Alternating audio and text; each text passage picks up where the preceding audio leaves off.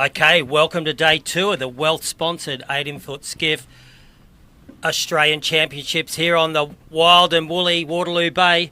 It's going to be a gut-busting day. We've got 25 to 30 knot southerly winds and the bay's living up to its reputation. It is really strong out here, so it's going to be a great day. We're going to see plenty of action and plenty of capsizes. We're just going to welcome to the sponsors today. Digital Lending Wealth. They're helping save all of our marine plastic pollution crisis. With every loan Wealth settles, they create real impact by cleaning 50 square metres of Australian coastline. So it's an amazing job that Wealth's doing for our Australian coastline, and thanks for them sponsoring our nationals. So with that fresh to frightening, we've got here in the commentator's seat today Scotty Ramsden. Welcome, Scotty. Yeah, welcome, Adrian, and welcome, viewers. We've got a pretty rocky old day out here. It's going to be very exciting, but the first challenge is getting out through the harbour. The harbour has got the breeze up the backside, and it's going to push them really fast. Then they turn the corner, come through the channel markers, and then it's game on. Yeah, Scotty, it's going to be game on here, and just take us back. Like, you won 2 worlds in the 18s back in the day. I think you've sailed in this notorious Waterloo Bay slop plenty of times. Just run us through some of the things that the teams are going to be faced with today, Scotty. Well, first of all, the sailors live for these conditions. It's really exciting. It's adrenaline pumping sailing. These guys are the best in the world. They are sailing the #1 fastest monohull in the world. They're a great hull shape now, a lot of fast action happening. So we're going to have a lot of fun out here. These guys are coming out. They're awesome talent. There's a lot of chop out here. There's the tide is quite low and the breeze is kicked up, so there is a lot of skill to hold these boats upright, and we're sure we're going to see a lot of crash and burns today. Hey, and Scotty, just talking about that talent, yesterday we had some of the light air flyers at the front of the fleet. We had Rag and Famish, Harry Price, take a win, and Finn Port, Keegan York, I think he ended up with a second, and we had Smeg, Nathan McNamara, and rounding out those top few boats, Yandu with Fang Warren. So we had Lazarus. They held a unassailable lead there for a while, but they got caught out with a little change of course, and they ended up with a few points on the penalty for not completing the course correctly. So it's going to be an exciting day. We're going to see some of the bigger sailors get back up on that leaderboard, so it's going to be great action. It will be great action, and yeah, it was tightly contested yesterday, but pity the breeze died out and they only got 1 race. Now, today is perfect conditions for these sailors, and hopefully we'll pump 3 races out and see if the leadership can change. Yeah, well, let's have a look at the highlights from yesterday, and hopefully the viewers are going to love this. We were sitting pretty comfortable in first, and then yeah, we realised that it was 3 laps when we saw second and third place overtaking us and kept racing.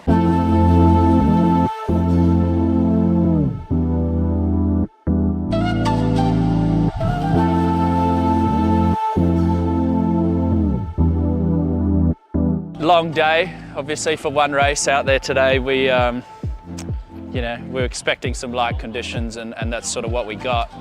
And then, you know, we were sailing well. We were sort of sitting third around the whole track pretty much, and then there's a pretty decent wind shift that happened on the third, one of the downwinds anyway, and then yeah, we sort of got round the other two.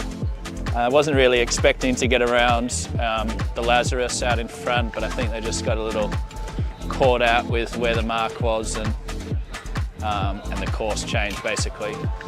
But yeah, you know, we got a win, so happy. You know, wind will be nice, but hopefully not too windy. You know, just so we can get some nice, easy racing in, I think.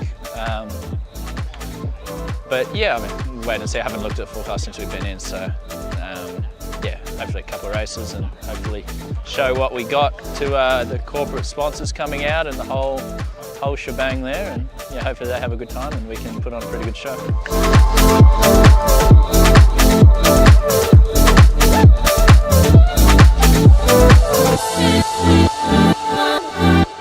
That was a challenging day. It was kind of day that makes you question why you do the sport.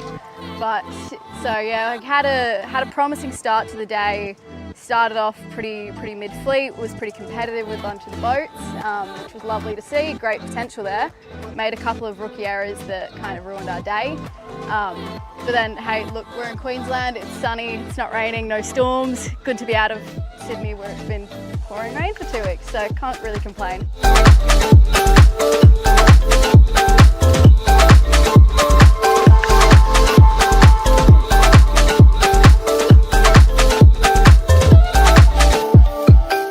Yeah, today was a pretty tough day. We had a like sort of east-southeasterly breeze.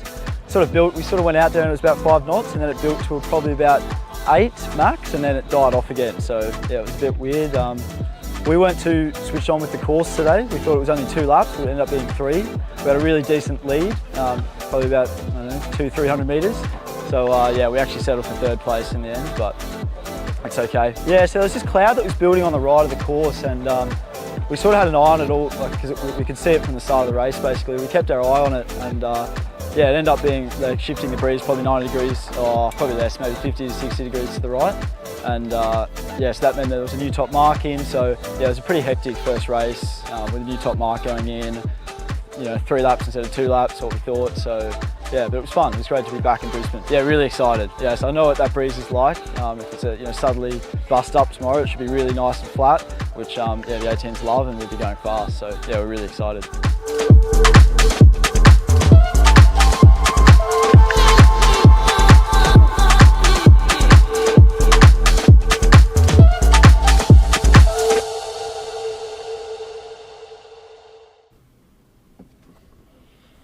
Yeah, so welcome back to the Australian 18-foot skiff titles on Waterloo Bay in Brisbane, Australia.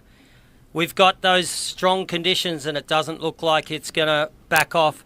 We're out here in the mothership commentating, and we are bumping around like all It certainly is rough. Scotty, it's like we're doing a Sydney Hobart at the moment. It's crazy. So these sailors are really going to be pushed to the limit today. You know, winning your 2 worlds back in the day, we won't tell the viewers how long ago that is, but, you know, tell us about some of the things that you would have been going through back then, you know, with these strong winds and, you know, the weight back and getting those big spinnakers up in the air. Just give the viewers a bit of a heads up on what that was like. Well, the big thing is it's definitely a team sport. So in conditions like this, it is really technical. Everything's got to work perfectly for you to get a good race and a win up your sleeve. So when you're on shore, your crew, you're going through all your, hopefully what you've trained for, but all your techniques, everything you need to have a really successful day. But we used to love it. I mean, we wake up in the morning and the breeze is blowing and we go, right, we've trained for this, we're ready.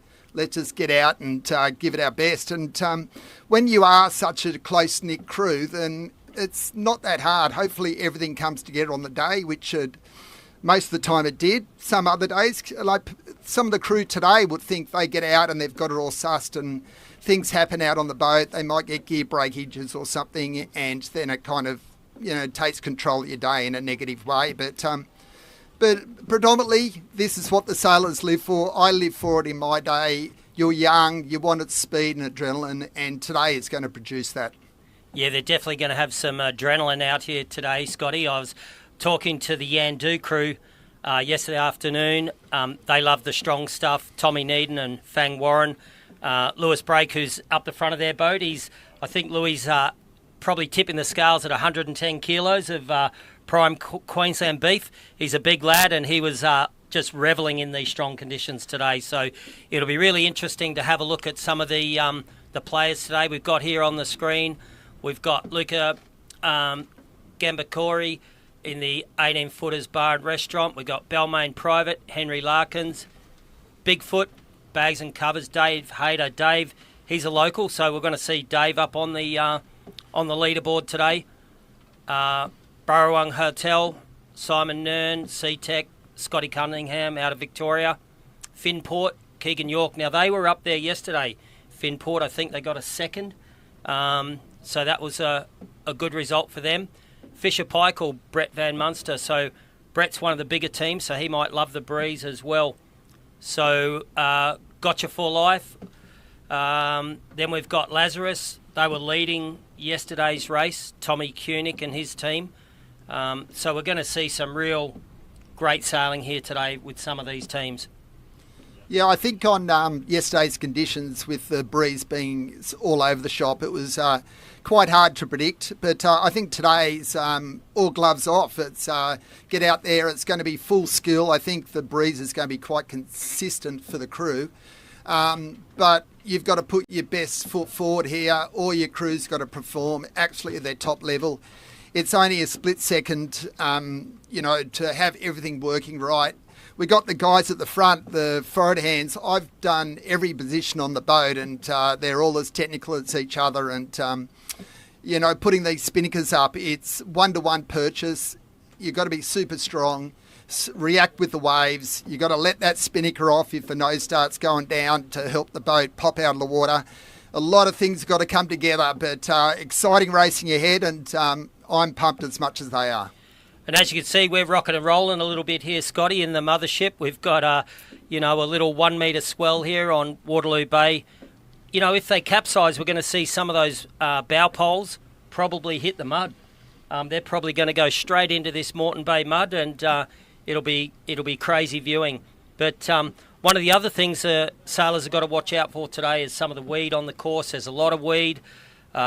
We've got a lot of marine life out here as well. And Scotty, while we were getting breakfast this morning, you were telling me about the famous Waterloo Bay dugong, which is a marine mammal that lives in Moreton Bay here.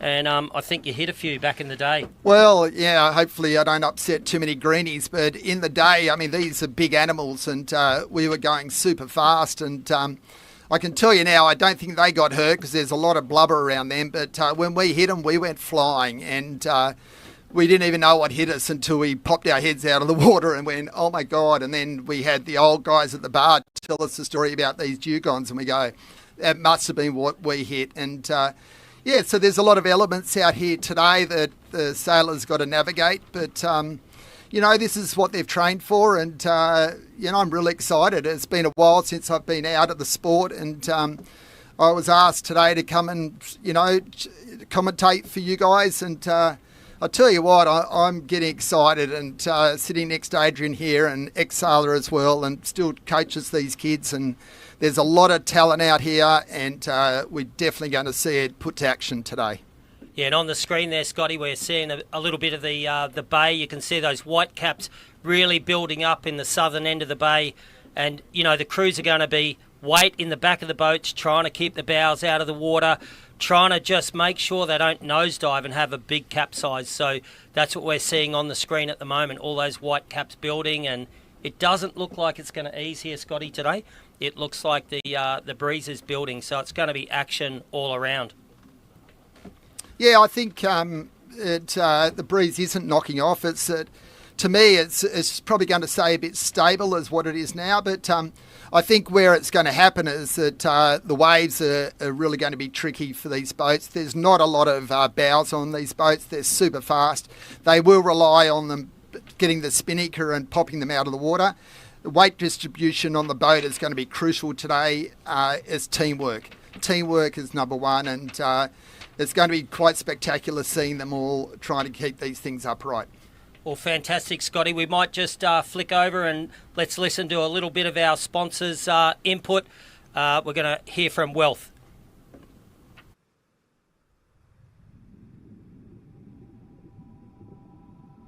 The ocean for us is our happy place, our safe place. You think about, top memories as a kid growing up. It's always, by the water.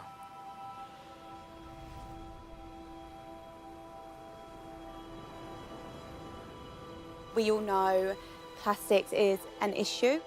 I didn't expect it to be as, horrendous as it has been. I cannot believe how much waste we removed today. This is one of the biggest nightmares you can possibly have, because you walk to this very pristine, beautiful area. You look at it from like 100 meters back, and it still looks clean and pristine. And as soon as you get closer, We marked out a 1 square metre area, and we had 8 hands coming in, picking up the waste. Probably a couple of thousand bits of microplastic we found in that area. It is insane, the density of this waste.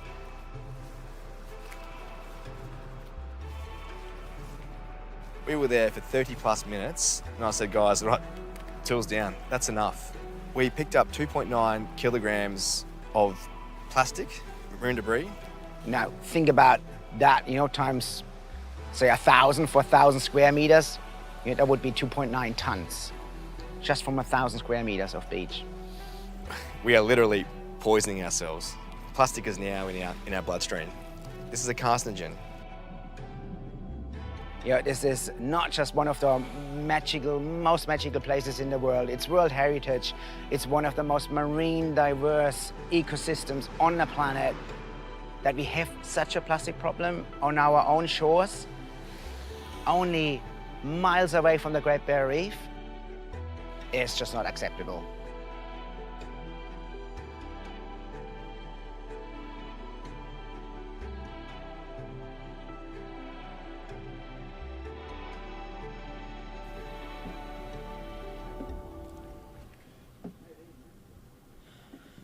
So we're back at the action. We actually can see some of the boats heading to the race course at the moment, Scotty. There's plenty of spray and there's plenty of action down there at the entrance to the harbour. One of the things that all these sailors will have on today is their thickest wetsuits. So they'll need that to stay warm because the temperature's dropped a little bit here in Brisbane, and they'll be trying to protect themselves for any of those big crashes. But one of our sponsors for today is Vycobi Wetsuits.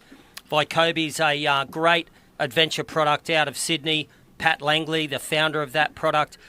They're into anything adventure sport. Sailing's an adventure sport, paddling, wing foiling, and windsurfing. And you'll see some of those Vycobi wetsuits being pulled on there in the boat park, and a lot of our athletes here today are using the Vycobi product. So here on the live screen, you can see those boats ripping out to the race area. Ease sheets, they've got the sails off a little bit, and you can see all the spray coming out of the back of the boats. They're just taking it easy, trying to preserve their gear, Scotty.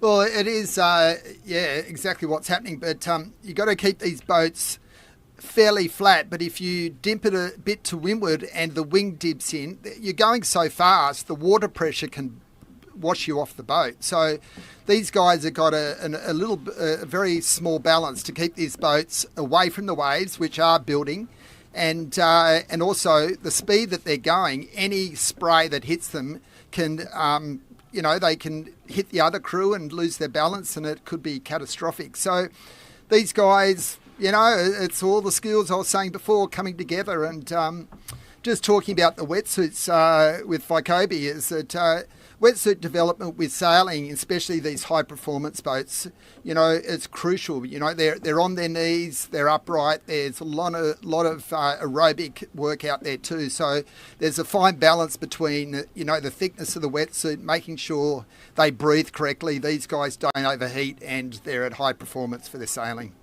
Yeah, and talking about breathing, Scotty, like these boats have some really key safety gear on them. They've got life jackets which are strapped to the back of the boat.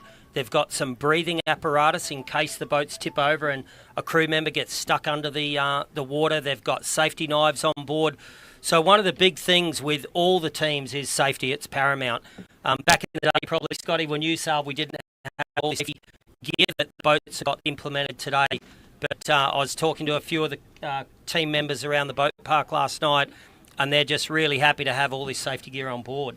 Yeah, I think that's one of the huge developments in sailing, and these boats are getting faster. And back in our day, that if we did hit the drink and we were upside down and the sails were on top of us, we didn't have that luxury of trying to get out. We kind of, had to swim deep and try and get out through the shadow of the sail. But I think it's a great development for these young kids to know that they're going out, they can push it to the limits, but plus they got the safety in mind as well. Yeah, for sure. And it looks like we're just under the AP, which means the race committee has got a postponement on the racing at the moment. That could be a few minutes, so we're just waiting for all the boats to go to the harbour and get to the race.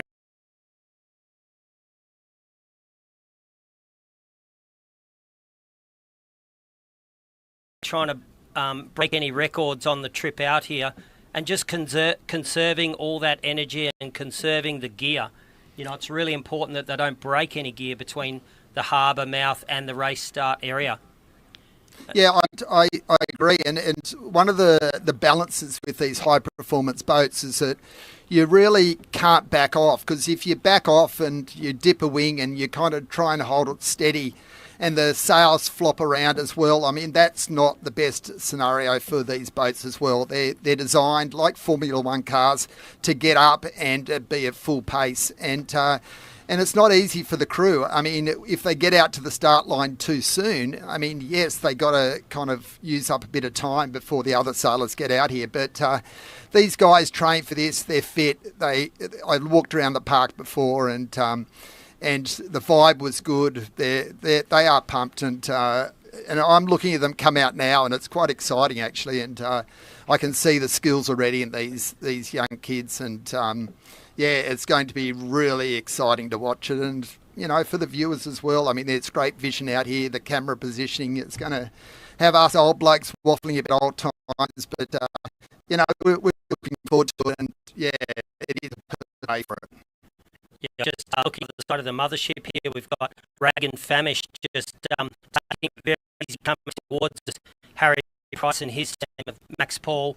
It looks like those guys are just trying to conserve all their energy, but conserve the gear as well. Harry's just only 10 metres off our boat here, sailing really, really slowly. You can see the black just get really easy. The boat survived before the start. You can see on the start line there with the committee boat, they've got red watch, right, the moment flag. Hopefully that committee will be getting the start underway really soon when everyone gets to the race course. Well, it looks like now, Adrian, that they most of them have come out through the harbour, and they're winding up. I mean, they'll sail up, they'll do a bit of the course on the first windward leg, I think so, and just get a feel for the conditions. They won't overdo it because they don't want to miss the start, obviously, but they still got to get a feel for the conditions when the boat's fully powered up. And I can see them, zooming up past us now, and they will go halfway up and set the spinnaker, and they'll come roaring down, and that will be their training session ready for the first start, and hopefully one of three. Yeah, we've got Rag and Famish in the screen there at the moment.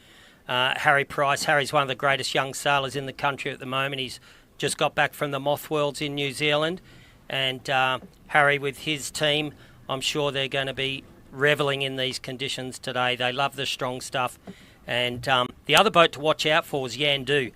Yandu's got Tommy Needham, Queenslander, on the back steering, and Big Lewis Brake and Fang Warren. So there's going to be a few heavy weather experts out here for sure. And you can just see Rag and Famish in the screen there. They're just having a little practice run, just taking it easy. They've got the sails off. just making sure they don't damage anything.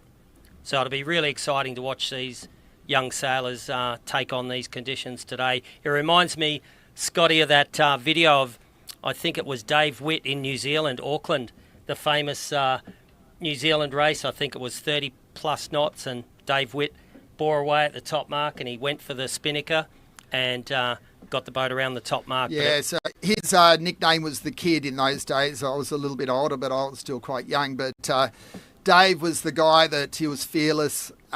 He just get to the top mark in any conditions, throw a spinnaker up and just hang on for dear life. And this particular time, it's one of the most spectacular rides that the 18s had that season. And yeah, he's well known. He's a legend of the sport too. And we're going to see that sort of conditions today with lots of speed. I can see it on the screen now, what you guys are watching, and look at them come out here. You know, they're talking to each other. They're going to talk tactics, where they're going to go. They're going to look up and down the course and see which side of the course would favour, if any. There's a lot of discussion going on with the crew. They've got to unite today, and they've got to get it together and to get this win. And I'm sure they're going to be discussing where the favourite spot to go is and see if they can outdo their opponent. Yeah, for sure. And on screen there, we've got Bigfoot. That's another legend, Dave Hayter and his team. Dave's from Queensland here, so we'll hopefully they'll love the big conditions today. And talking about another legend, on the commentary team, we've got Angus Roxburgh. He's at the top mark today. Angus is a world champion back in the day. I think it was 1995. Angus won the JJ Giltons with Spearsy. So Angus will have some great live commentary at the top mark there today when they put those big spinnakers up.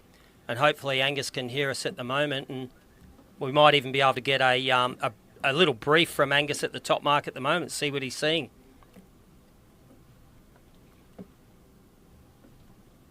Might be a little delay here, but Angus is on one of the boats at the top mark, and he will be really feeling the elements the same as what the sailors are. That will be wet, it will be rough. I mean, Liz, Adrian and I are enclosed in a boat here, and we can see the action from the screen and looking out of the window. But Angus, if you're there, tell us how it's all going.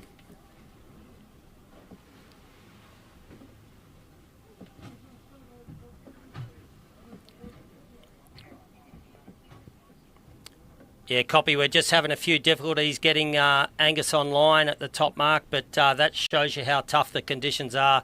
We've got wild and wet conditions here, Scotty, and it's really hard for this tech team to make it happen, but I'm sure Angus is holding on with all of his might. He's an ex-skiffy, so he'll be hanging on and making sure that... I think Adrian, he drew the short straw, but same thing we were saying about communication. I mean, the boats out here too, because it's so windy, these sailors have really got to keep their voices up to make sure each of the positions can hear what the skipper's trying to relate to them. But we're seeing a few go behind us now. You can see it on the screen. It's just rocketly fast, and they do look spectacular. The signage looks amazing. It's great advertising for the sponsors, and yeah, we're pumped. Yeah, you've got 6 there on the screen. They've got the 3 team members out on those big racks, just leaning out as hard as they can to try to keep that boat at maximum power. So it's just fantastic vision there on the screen at the moment. They're just having a little tune-up, making sure the boat's all ready to race. So I'm just excited, Scotty, that this day is going to get underway, and we're going to see some great 18-foot skiff racing. It's going to be unbelievable. Yeah, it is, Adrian, and we're just talking about the wings on the side of the boat. I mean, these are designed like a keel on a yacht. You know, they're the leverage of the boat, so the more these guys can stay out on the wings, all 3 of them, the more they can power up the sails, and the better the skiff will go. It's bumping around. It's hard to stay on. It's going to be hard to watch them, but they're coming past us now, and as soon as they hit a wave, they're just getting flung everywhere. It is a skill to hang on, but they've got to be out there to power these skiffs up and make them perform the way they should. Yeah, there's Balmain, private. They're currently in 6th position. That's Henry Larkin and his team. It's a great looking boat with the orange and the black sails, that carbon fibre material. The boats are carbon and the sails are carbon. High-tech material. You find it in most Formula One race cars and race motorbikes. It's definitely a material that all the modern sports are going towards, or they've gone to these days. So, paddle boards and surfboards and wing foilers, it's all carbon fibre these days. So it's pretty cool that these boats are at the cutting edge of technology.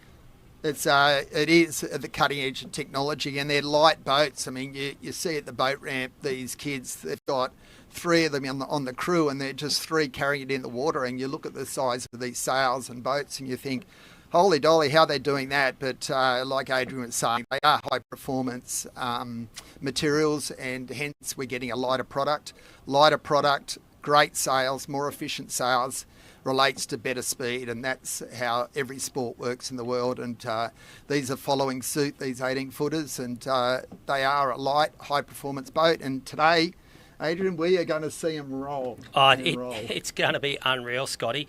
And maybe we should just have a little bit of a wrap of the top few places from yesterday. The race committee looks like they're going to get 3 races in today, so there's going to be some big changes in the leaders. But in first from yesterday, we've got Rag and Famish, and then we've got Finport in second. Smeg is currently in third. Then we've got Yandu. They're going to love the strong wins today. Lazarus Capital, Tom Kunick, who led the whole race yesterday.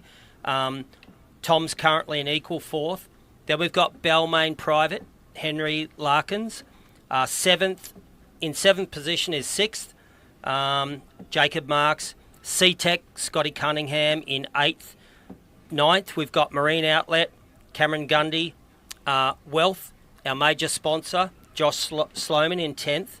11th, we've got Fisher Paykel, Brett Van Munster. One of our sponsors for today in 12th is Vycobi, Kirk Mitchell. 13th, the Kitchen Maker, Lachlan Steele. He's in 13th. 14th, we've got Bigfoot Bags and Covers, Dave Hayter, one of our local legends. Shaw and Partners, Emma Rankin. Emma's our first female skipper. I had a chat with Emma in the boat park this morning, and she was revelling in the strong conditions. She couldn't wait to get out here, and she was telling me that she's flying straight from this regatta down to Victoria to do the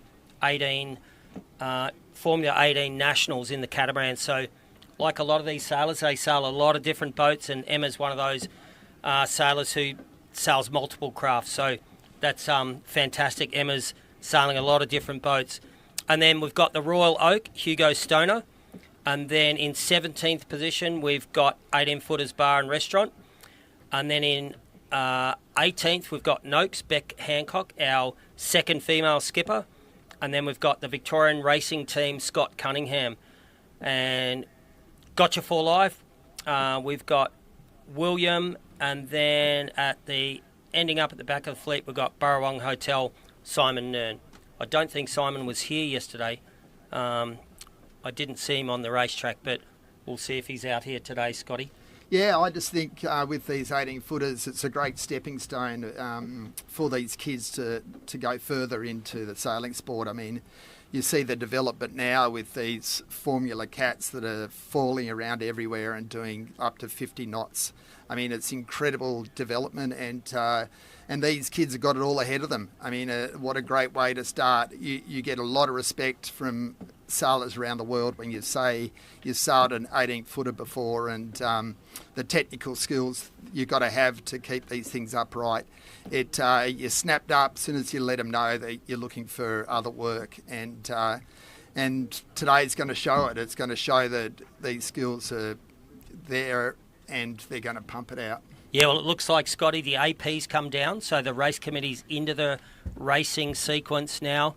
In about a minute's time, we're going to have the 5-minute preparation signal, and then it's all action.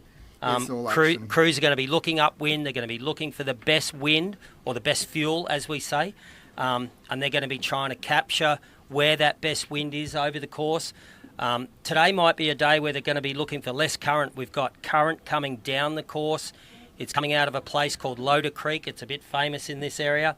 and they might be getting to the right-hand side of the course, trying to get into the flatter water and less current potentially. So let's just see what happens on this first work, but definitely it's still blowing dogs off chains out there. Dogs off chains. Sailors always have good descriptions for what's happening, but it seems to have died off a little bit. I think now it's about 20, 22 knots. It's very manageable for these pro crews now, and it's going to turn on really spectacular racing. Yeah, I just saw a boat out the side of the window here. It looks like they've got a small reef in the sail, so they make the mainsail a little bit smaller. So that's one way of creating less power, so to make it more manageable for the teams. I'm just trying to get a visual on who that is. I think it's Shaw and Partners. That might be Emma. They've got that sail reefed down a little bit, and that'll make it a little bit more manageable for the smaller teams. Yeah, I think it was the same with us in the day. Is that, you've got different weight crews too, and different weight crews can handle different size sails. Now, if Emma and her crew are a little bit lighter, then she's made a smart move by reducing the sail area, which will, take a little bit of stress off her and her crew and be able to push the boat harder. Yeah, absolutely, Scotty. And it's all about preservation. Just like doing the Hobart race, you want to try to preserve the team, preserve the crew, and today's going to be all about preservation. So it looks like we're inside the last 3 minutes 30. We've got Rag and Famish, Harry Price and his team just checking that boat end, checking. They'll be looking upwind, looking for that best wind, and trying to ascertain what direction on the race course they're going to go. And, I think the skippers will be asking a lot out of their crew today because there will be, especially at the start line, there's a lot of boats trying to get the best position on the start line, and they have to relay back to the skipper and say, look, I think we should be here, pull away, round up. There's a lot of adrenaline pumping through the veins of these sailors at the moment, and it's all just before the start. So this is really exciting stuff, and we can see it on the screen, the same as you guys, and stay tuned for some great racing. Yeah, so we're counting down. We've got about 2 minutes 30, and I've actually just got eyes on a boat that's just coming out of the harbour, so they've left it really late. They'll be literally sheeting on at the start line as the gun goes. They've got a reef in their mainsail as well. They've got the small rig on, and they're trying to reduce that power. But maybe it's smart thinking. They've got to the race course really late, but they might be... Their tank's full. They've got all the energy in the world because they haven't been sitting around here for the last 20 or 30 minutes. But we're coming down to inside the last 2 minutes, and we'll start to see those boats form up closer to the start line. And that's the start boat there, the big white boat you see on screen. And down in the right of the screen, you'll see a little orange buoy.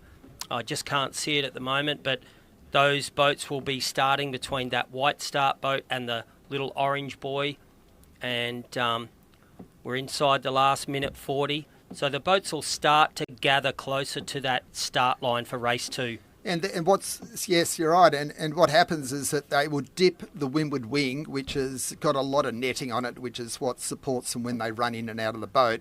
And that's like a brake. So with a motor car, you put your foot on the brake and they slow them up. Now, we can use the same thing by dipping the windward wing.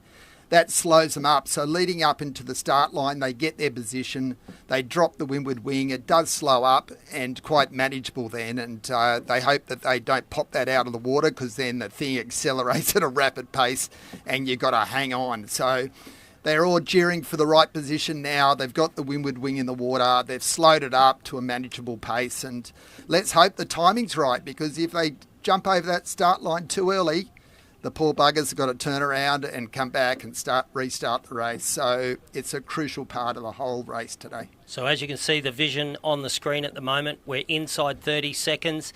And as we're saying, all the boats are lining up towards that start line.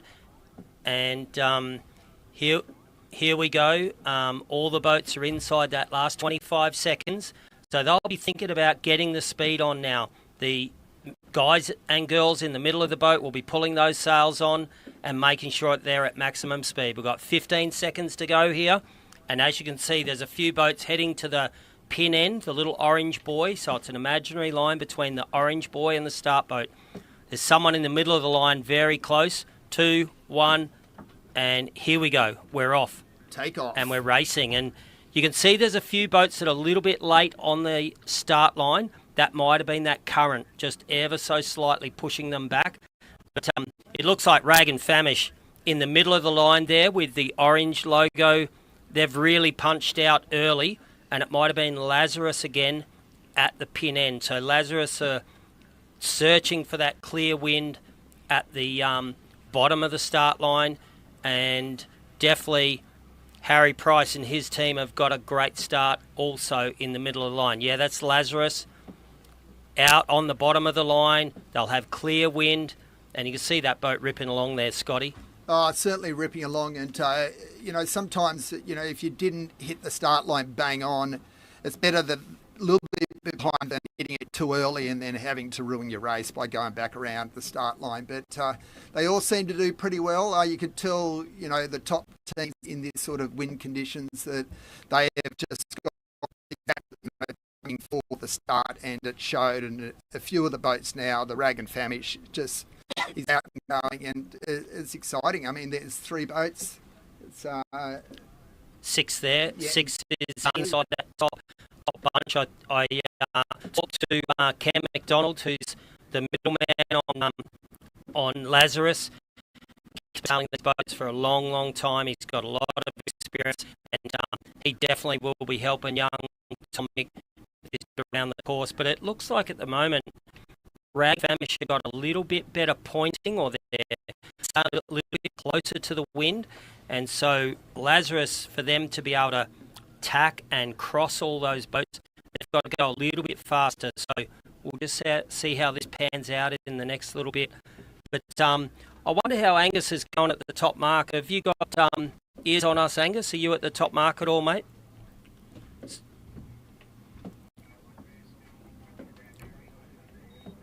Yeah, copy. And here we go. We've got the first cross, and that's Lazarus, who started at the bottom of the line. And as we were saying, Harry Price had that little bit higher angle, and Harry's, I would say, is the lead boat at the moment. And with the way it's looking, Lazarus will be in second. They're crossing the other boats there.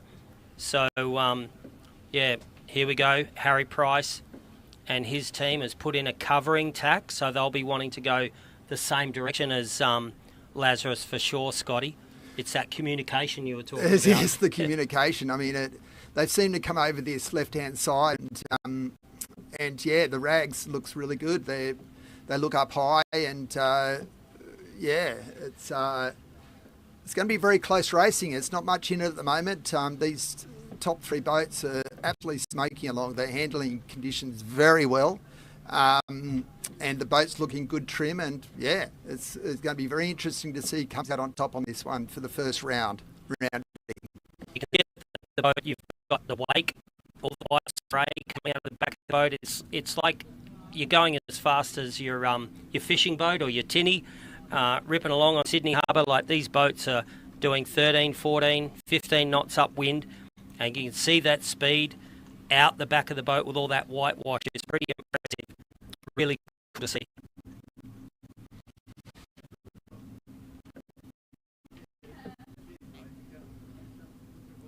So the big thing here will be the boats that have got to the other side of the course. They'll be monitoring the boats on the left-hand side of the racetrack, and they'll be waiting to see how they come across when they do their first tack. So a lot of the boats at the moment are on port tack, and they're heading towards that shoreline up in, it's called Raby Bay. So they're trying to take access to the flatter water. So the closer they sail to the top mark, there's going to be the flatter water there, Scotty, and that'll make it easy to put those spinnakers up, I think, mate. Oh, especially the first round marking is that this is where the skill comes in with these guys, is that they've got to all get it at the back of the boat. They've got to have the boom vang off a little bit, but not too much. You don't want the sail bellowing at the top and driving your nose down. So it's a combination of skills they've got to do before they'd get around to this mark safely. But you watch these guys, they've done it before. Today is just another run day for them, and hopefully it all comes off. But as soon as we turn the corner and get those spinnakers up, it's another level again. These guys will double their speed and jump through the water. It's going to be bouncy. They've got to hang on, but they've got to stay on the end of the wings. And if they all stay out, through them out, the power they generated, they will be going faster than the wind downhill, and that's where these boats come alive. Yeah, it'll be fantastic, and I'm sure all the sponsors, we've got a sponsors boat out here today. It's a boat called the Yacht Club. It's a big platform where we've got all the key players, key sponsors out. They'll be checking out, and they'll be loving the action once these spinnakers go up. And you can see in the frame there, we've got the yellow top mark that they'll be going around, and it looks like Lazarus is going to be there first at the moment. So those crews will be getting that weight back, and they've just gone round the top mark, and there's a little gate there. Here they are. Oh, that's a great rounding. It's great rounding. It's actually Yandu. So Tom Tunick, Louis Brake, they've done a windward spinnaker set. So that's a bit of an unusual set for this type of breeze. That is a lot of skill. They've got to run it very much downhill to reduce the pressure in the sails to get that spinnaker to blow out away from the forward sail, the jib. And they've done that very successfully, and kudos to them. So they are absolutely flying and there. And the Rags around second? I'm not sure who that is at the moment, Scotty. I haven't got eyes on them, but you can see Yandu. They are powering. We've got Tom Tunick, Louis Fang Warren. They're just absolutely steaming down the course there. And last night I was talking to Fang. He's been flying in and out of Melbourne to come and race the 18s. He works down there at the wooden boat shop. He's a boat builder. He builds wooden boats during the day, and he races the 18 during the weekend. So this is fantastic. Well, this is set for these conditions. I mean, these boats now, they are powered up. They're all out on the wing. They look very comfortably. The skill level is super high.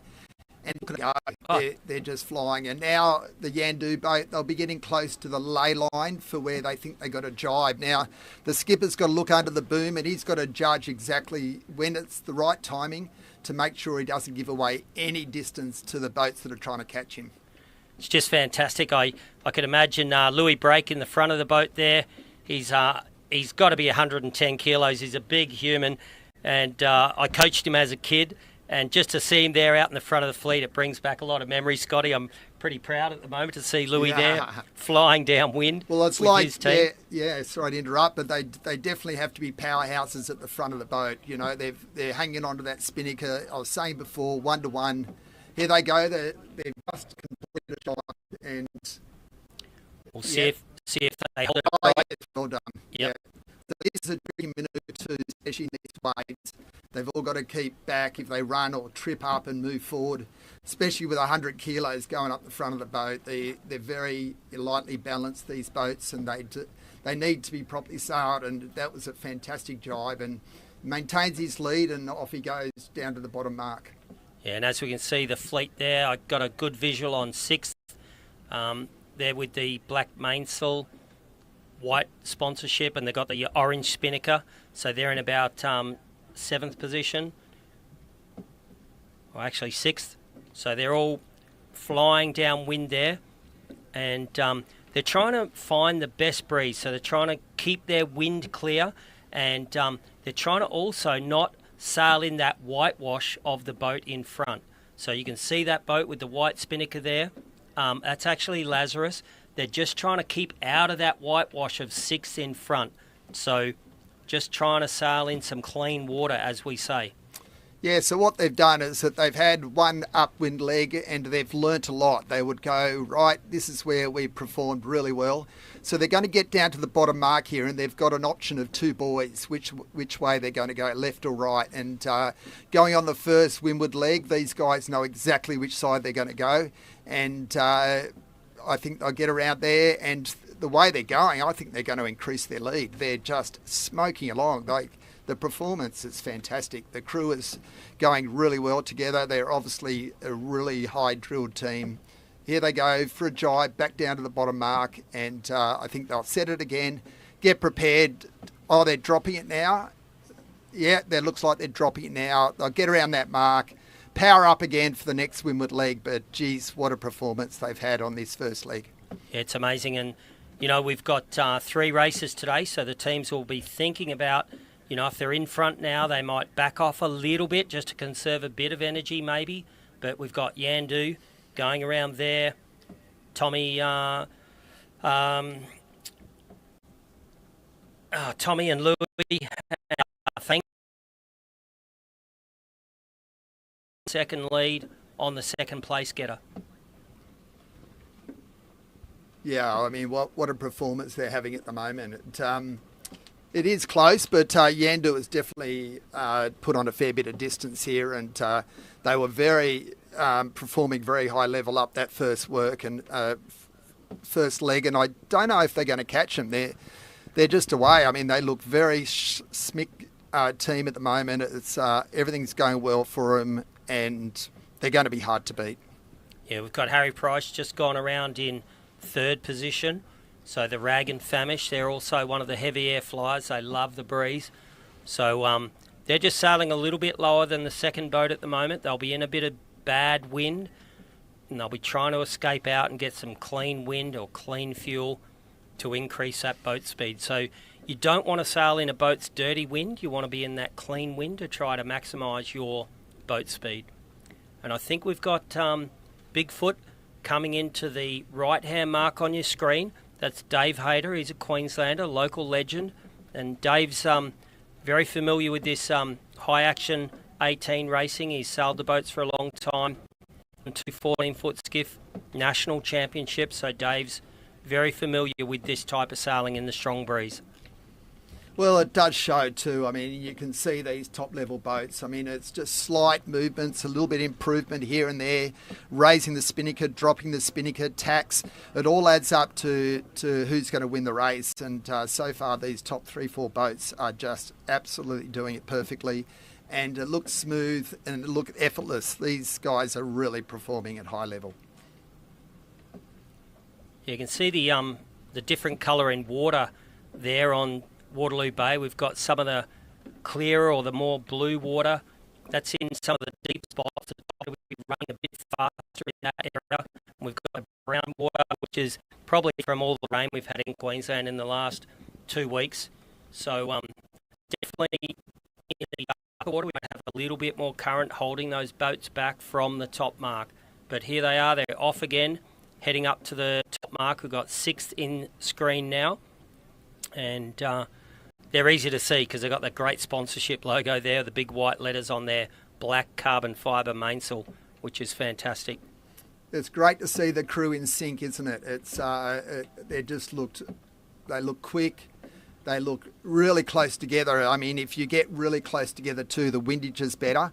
So you can see these guys, they would be tucked in, they'd have their feet locked in. That would be for support, to make sure that, if they did hit a rogue wave, they don't get washed off the wings. But you can see that they're a tight-knit crew, the very good windage up here, and you can tell by the performance that the boat is going well, and they seem to be adding distance, which is quite incredible. Yeah, you just got to make sure you don't get knocked off. That's the trick, Scotty. Yeah, that's the trick, yeah. If you get hit by one of these waves, it might be a little bit bigger than the norm.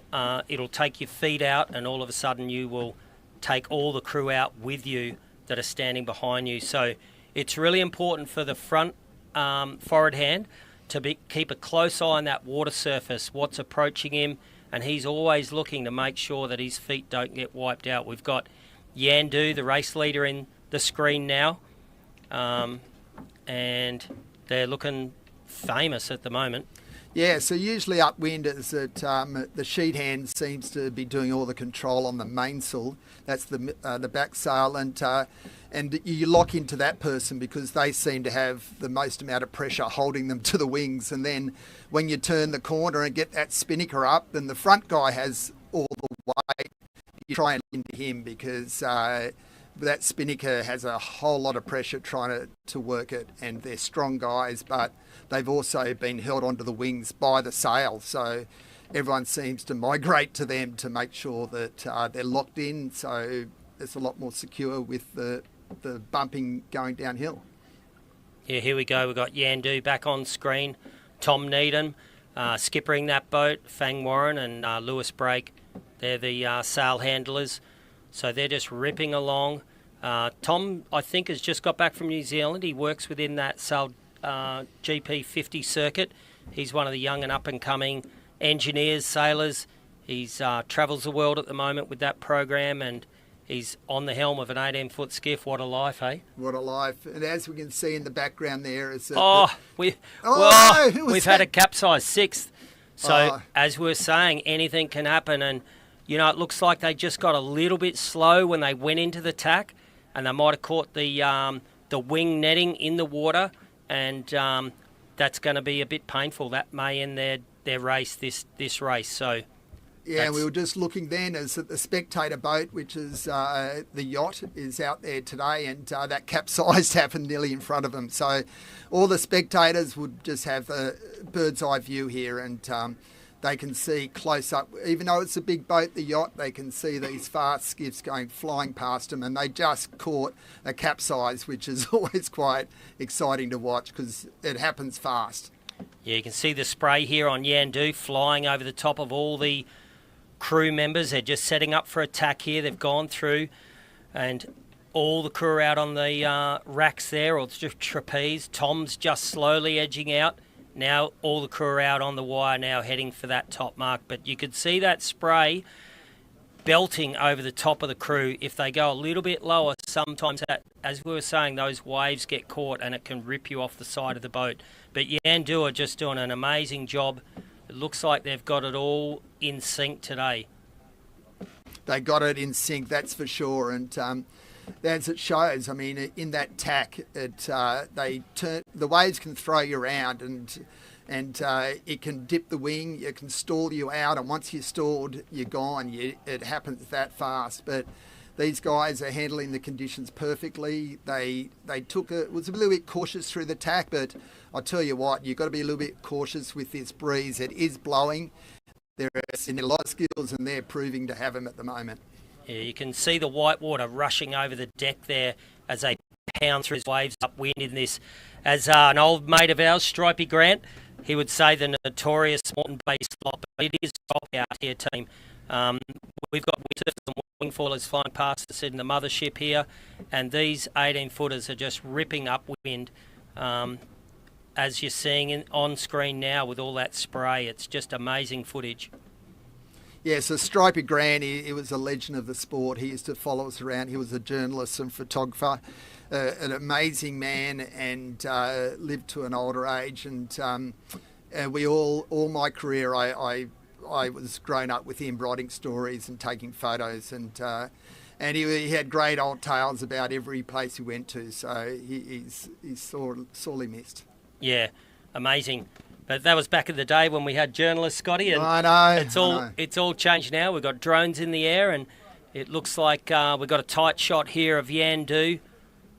The vision is just incredible. I mean, in the day we had camera boats, which were handheld cameras trying to hang on to it. But now we're just about the top mark, and it is incredible, this footage. And let's just walk you through it. I mean, these guys are preparing the boat for the bear away.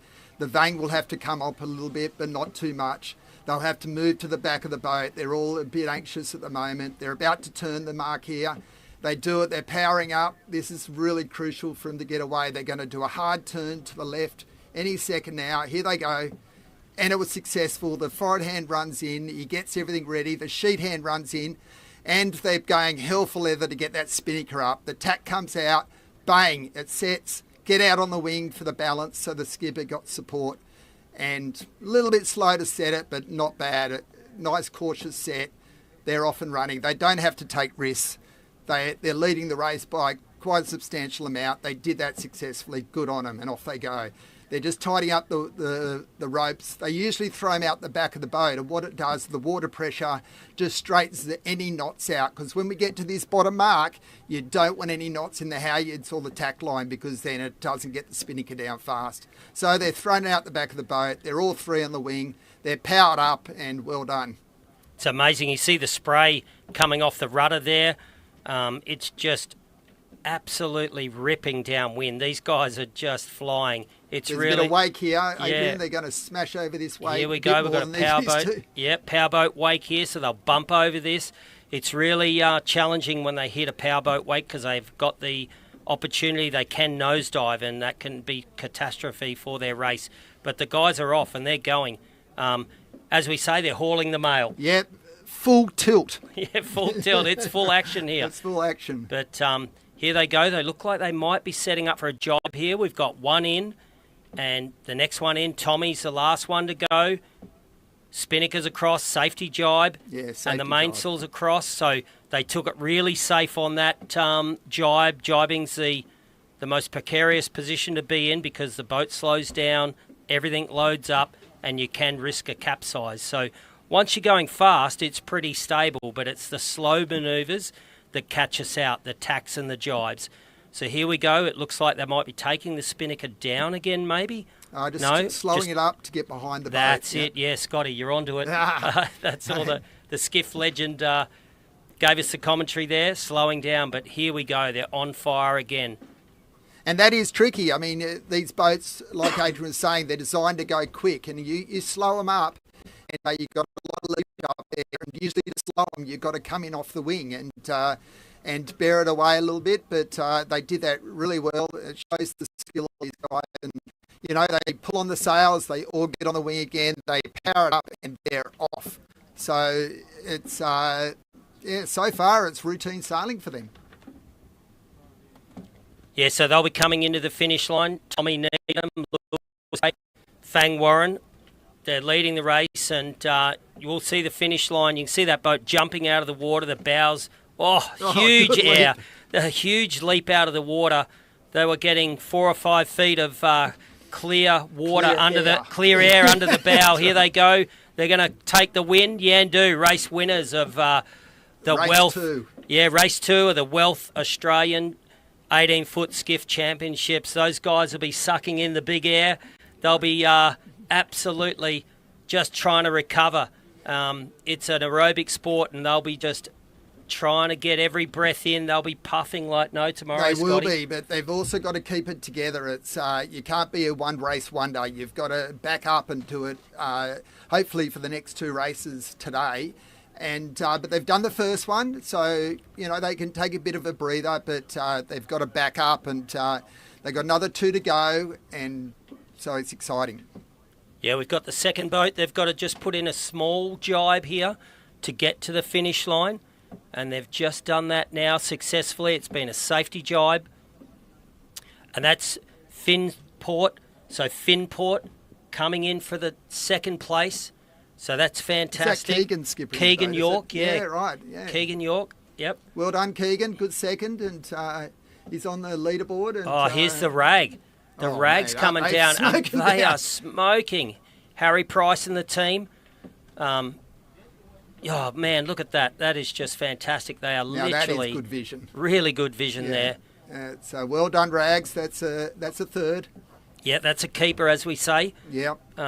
So that's that'll be great for the rag. You know, Harry Price has got a first yesterday, and now they got a third.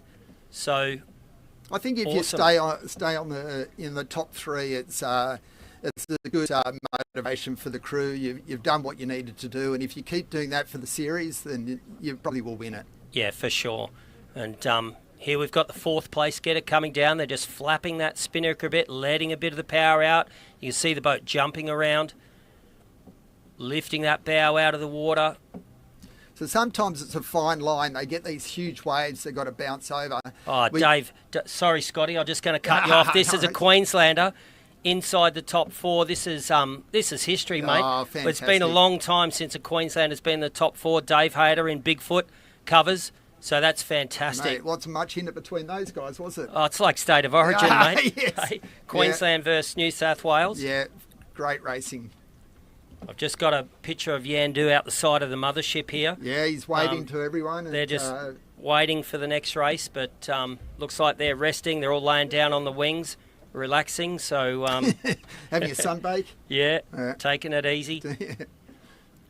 No, I tell you what, they make it look easy, but it's not easy. It's It's incredible skill. I mean, you look at these boats now, and the first 6 boats, they're within a minute and a half each other. I mean, that's incredible racing. So well done to everyone. Yeah, we've got boat coming in here. They don't have the spinnaker up, so they're taking it easy. They're just in safety mode here, just preserving the boat, preserving the crew, and just making sure they get across the finish line in good shape. It's Marine Outlet, John Cooley, Cam Gundy, and John Walton. So they're just taking it easy, which is a smart thing to do.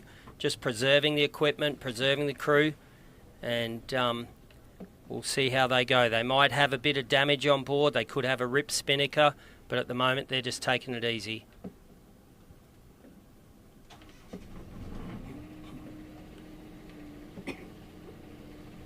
Yeah, even who's the guys behind them?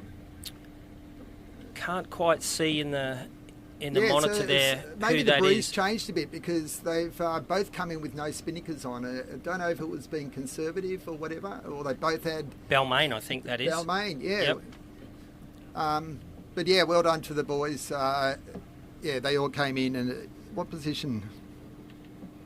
Not sure there. That's Henry Larkins in Balmain. Yeah, well done, Henry. So that's fantastic. And we've got a few of the back markers. We can just see right at the top of the course. I did see there was a few capsizes there, so we might have to wait till they get those boats upright again and head back down towards the start area. Well, pulling these boats out of the water, I tell you what, if you're puff sailing, you're absolutely extra puffed when you're trying to get these things out. When they fall over, you've got a rope that you've got to hang on to, and you all stand on the centreboard, and you lean, and all three are hanging onto each other to try and create enough leverage to pop these boats out of the water. And it's really tiring. So if you capsize a few times, you've got to be... It's really hard to back up and get sailing again, I tell you, because you're drained of all your energy. But anyway, they've done it, and well done to all the crews today. They put on a great performance, and it was great to see them again. Yeah, well, it looks like, Scotty, that wind hasn't backed off at all. I'm just seeing on our monitor here on the Windy app, which is one of the weather apps, that breeze is just still pumping into Moreton Bay here, especially Waterloo Bay, over the top of Green Island and St Helena Island, and it's just, you know, it's in the high 20s for sure. I thought it was going to moderate a bit, but it's still 25 knots, and there's a lot of white caps out here, and definitely the breeze has not backed off. So we're going to see a lot of action here this afternoon. It's going to be fantastic. It's a perfect day of racing, and we've got the big media boat out here. They're all on their edges. You can see them on the side of the boat. They're very excited, and the sailors are putting on a great show for us. And yeah, it's interesting. We were watching it on these amazing vision on the screen, and you think, oh, has the breeze died off? But holy dolly, I've just looked outside, and the breeze is stronger than ever. And I tell you what, these sailors make it look easy, Adrian. Well, you know, this is going to be the home of the Olympics in 232. So, you know, some of these athletes in the boats here, they might be sailing in the Olympic Games come 232, and they might be getting a little leg up on this crazy Waterloo Bay conditions. But it's definitely breeze on here today. It's great action. Well, hopefully the Australians will get local knowledge for the Olympics, and we'll be able to pump out a few medals, eh, Adrian? Yeah, hopefully. And we've got Vycobi there, just in vision now. And they've got those great Vycobi wetsuits, one of our partners today. Vycobi down there in the northern beaches, Pat Langley. And Kirk Mitchell, the skipper. Yep. Kurt's done a great job just to keep the boat upright. So I think, you know, just to get around the course today in these conditions and keep the boat upright is just an amazing feat. You know, they think it is easy, but when you see these teams close up and right close to the mothership, you realise how difficult it is, Scotty. How difficult and how fast they're going. I mean, you blink and they're gone. And at the moment, you know, they're just backed everything off. They're trying to conserve all their energy. As Adrian said, they'll be having a good discussion of, you know, what they learned from that race and see if they can improve their performance. And, you know, all this happens with breeze blowing around your ears. It's hard to communicate. There's a lot of spray, so you get a mouthful of water. It is tough conditions, but, you know, these young kids are built for this, and, oh, my God, they put on a great show for race number 2. And it looks like There's a little bit of action here on the race course. We've got a few course boats going up the course here from the mothership. They may be changing the course slightly, or they may be going up to check on some of the safety of the boats that have capsized. So we just haven't got any vision of the capsized boats. Not sure if they're still getting them upright, but there's a few boats coming into the finish here. They're well behind the leaders, and hopefully all those teams are safe, and they can get back to this start line for race 2 of the day 2. Race 3. Right, yeah, race That's 3. all right. I mean, Yep. there's so much action going on, we forget which race it is. But I tell you what, the hardest thing is at the moment is waiting around for the start. And we are in tough conditions with a lot of wind, and these sailors have to work out a way that they can conserve their energy and time and wait for the race. And this is probably more difficult than the race itself, because when the boats are powered up, Adrian was saying that when they're going fast, they're a lot more easier to handle, and that is correct. So now they've backed it off to about a third, a fourth of the pace, and now they're hard to handle, I can tell you now. Yeah, and we've got 6 just coming across the finish line now. Jacob Marks. Yeah, Jacob Marks. Unfortunately, 6 had a capsize on the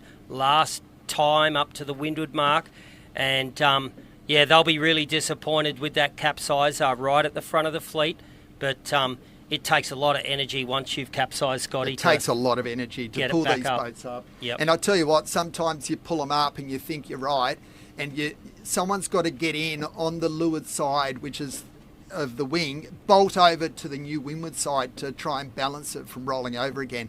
And I tell you what, it's good rock and rolling. It can happen about 3 or 4 times before you get the boat stable again, upright. So it can be a lot of energy exhausted, and when that happens, to back up and put a big performance in the next race, it gets harder and harder. Yeah, we've got another boat coming across the finish line now. I just don't know who it is in the vision. We're rocking and rolling in the mothership here. Yeah, so we are. They've just finished across. It's Smeg.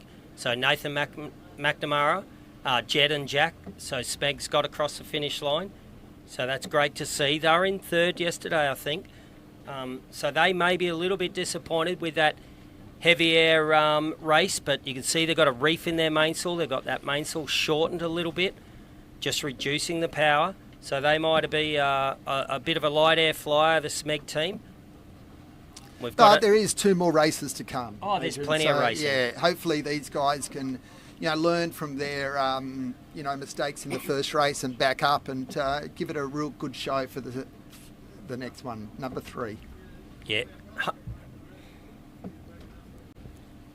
100% Scotty will be waiting around here for the next start, but at the moment we're repositioning the mothership, and it's bumpy and there's a lot happening out here, so they've had some strong conditions, and it looks like we've got Angus, who was in our top mark boat. He's just come onto the mothership. There's Angus. And he's wet and he's covered in salt spray. So we've got Angus now in the commentary team in the mothership. But how was it out there, Angus? We might just throw to you. How were the conditions? And look, sorry we don't have the second boat running. We've had some audio issues. Pretty wet and bumpy out there, so as we can tell. Pretty nasty little one and a bit metre chop. So, it's been a little bit fresh out there. Yeah, well done, Angus. And we were saying before he had the bird's eye view, but if he's come back in and he's got salt and spray all over him, you've got to imagine what these crews go through in their race. And they're high performance out there. Angus has seen a bird's eye view, and he's come in a bit rocking and rolling and a bit sea struck as well. So it's going to be exciting, and hopefully we'll get Angus out there again and be able to give you a right bird's eye view from that top mark. So what do you reckon, Angus? Are we going to see another race with you up there? We're definitely going to see another race, and I think just like that last one, it's going to be spectacular. Those kite rides, I tell you, good, didn't they? well, we were sitting right on the finish line as they came in, and you couldn't be in a better spot other than being on an 18. Yeah. And Angus, does it remind you of the old days when you won the Worlds in 1995? Just maybe take us through some of that experience. 1995, you sailed with Michael Spees, you won the Worlds. Yeah. Maybe tell us about some of the wild rides and what you'd be doing. So back in those days, the SKIFFS were similar sort of design to what they are now. They've evolved a bit since. back then we didn't have the big fat top mains they've got now, which adds a lot of horsepower at the top of the mast, of course. But they were great days. I mean, I think we had Grand Prix running as well as the double bay skiffs. We had a lot of TV coverage and that sort of thing, a lot of fun. We were the last of the cigarette sponsorship days as well, so we had some big name sponsors around then. That year was the last year of that. So, and I think back then too, we were still evolving the skiffs, learning things like, you know, the fixed wings were still relatively new. The little inserts, for those of you that have seen the 18s up close that you see in between the hull and the wings, we actually brought those in around that time as well. So a lot of innovation, and nowadays there are obviously a lot more one design. They've sort of taken all the evolution that was done through Scotty and my era, and they were a hell of a lot of fun. Big rides too. Yeah, well, we saw those boats leaping out of those waves as they were coming down the course. It looks like the water was a bit flatter at the top mark there. What are the crews doing when those boats are leaping out of the water? What are they doing and what are they thinking to keep those boats upright? Look, funnily enough, at that point of sail in those conditions, the boats are actually more stable. The most unstable part is bearing away around the mark and setting the chute and, of course, down the bottom, dropping the kite as well. And we saw two boats capsize right on the bottom mark there. Going downwind like that, really just keeping the boat flat, stable as best you can, enjoying the ride. Funnily enough, you do have a few seconds there to enjoy it, and just concentrating on what your next jibe angle is into the mark. Yeah, well, I think talking about stability, we need to get the mothership a bit stable. Scotty and I and Angus, we're in the mothership at the moment and we're rocking and rolling in this Waterloo Bay chop. It's about 25 knots and we're struggling to hold on, guys. So if we're struggling to hold on in the mothership, I don't know what these 18-foot skiff sailors are doing. Well, yeah. Sorry, I was about to say it's these guys now have backed it right off, and it's not as quite as rolly as the ship we're on now. But these guys probably enjoy the fresh air over there. A bit of water cools them off, and they're really talking about how they performed and see if they can increase that performance for the third race. Yeah, well, definitely. We've just got a visual on Smeg outside the mothership's window, and they've got a reef in their small rig, which means they've reduced the sail size a little bit. They've got a really small mainsail up and a very small jib, so that might be one of the answers to get around the racetrack today, is just to keep those sails reduced and keep that smaller size sail on. So we'll be getting ready for this third race, and crews will just be having a little break, and we might take a little break, the commentary team, and we'll get into a little break here and work out what's going to happen in the second race. Third race, sorry.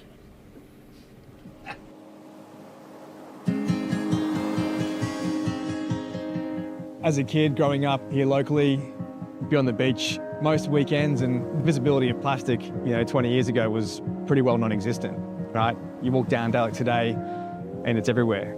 You get specks of microplastic on the high tide mark, in amongst the dunes, and something that, once you see, you can't unsee. The level of debris we have on our coastlines in Australia are really beginning to be quite alarming. At Wealth, we're really proud to be getting behind this initiative with Parley for the Oceans and having the team actively out removing coastline debris.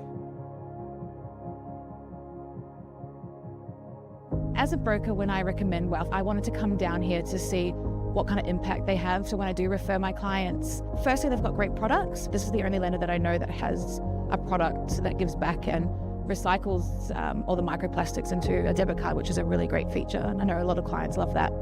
You see behind me, there's a lot of activity, a lot of boating. And wherever there's humans, there seems to be plastic and rubbish. I lived over 20 years now in Australia. And what I've seen over the last 3 years, I've never seen that before. It seems like even though we're educating more and more about plastic and the pollution, and people are visually seeing it more, and it's still getting worse because we're still producing more and more plastic. I was motivated today by all the impacts we see from plastics everywhere. You see it every day, part of your life. So whatever little bit we can do to help clean that up and have a positive impact on that, it really means a lot to me. The fact that our organisation cares so deeply and that it's a part of our identity is really important to me as an employee. I think Wealth has gone above and beyond at any cost to be able to have this positive impact. As everyday Australians, we are now consuming the equivalent of a credit card sized worth of plastic each week.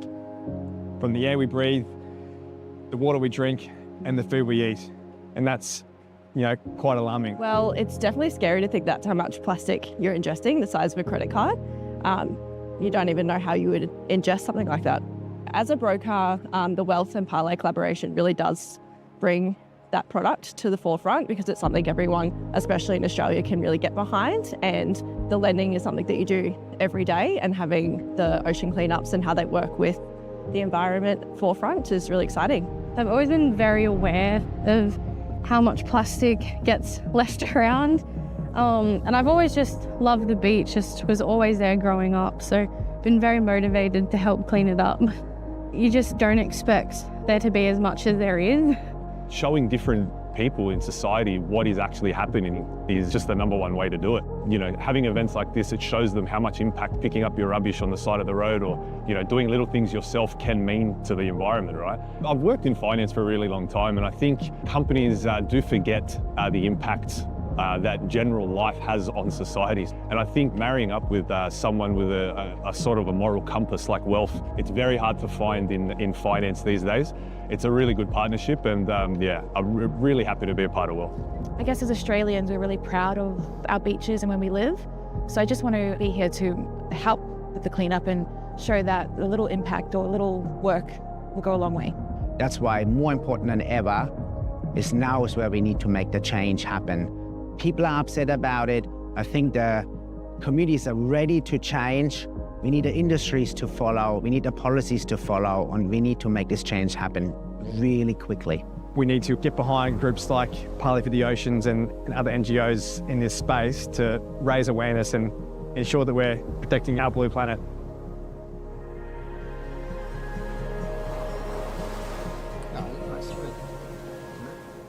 We've been taking the piss.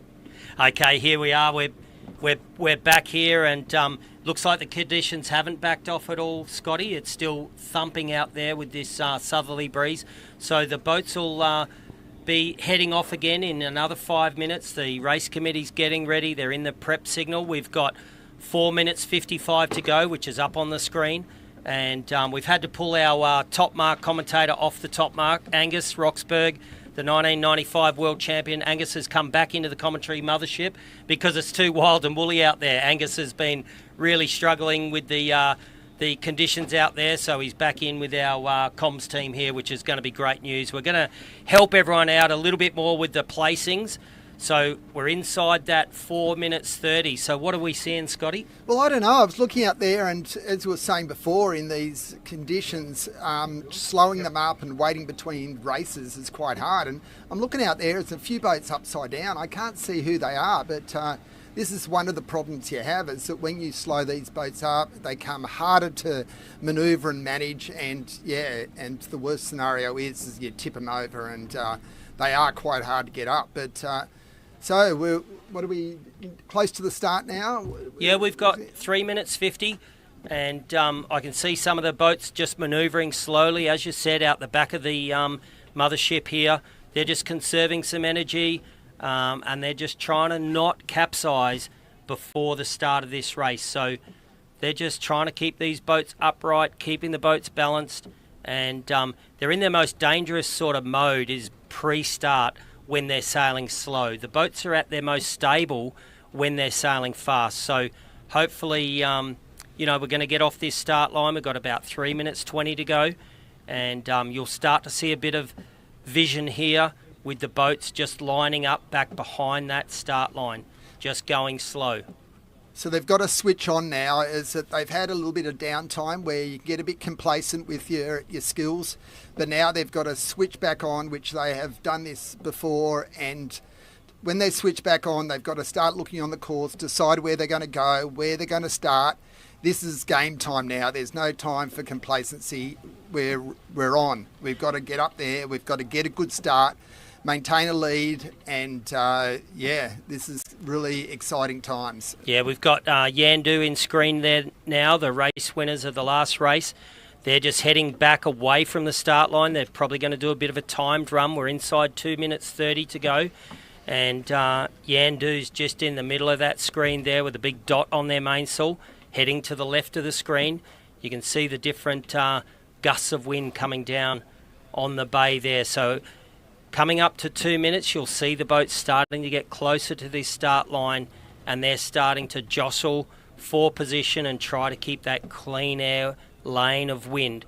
Yeah, so the last start, the Yandu was very high on the start line. They're turning it around now, but they will stall it out, and they seem to be in a pretty good position. They are going higher on this time to the start line, and they think favouring the right-hand side is the way to go. So it will be interesting, but a few of them have kind of hooked on to them and following them up there. So it's going to be quite tight at this start.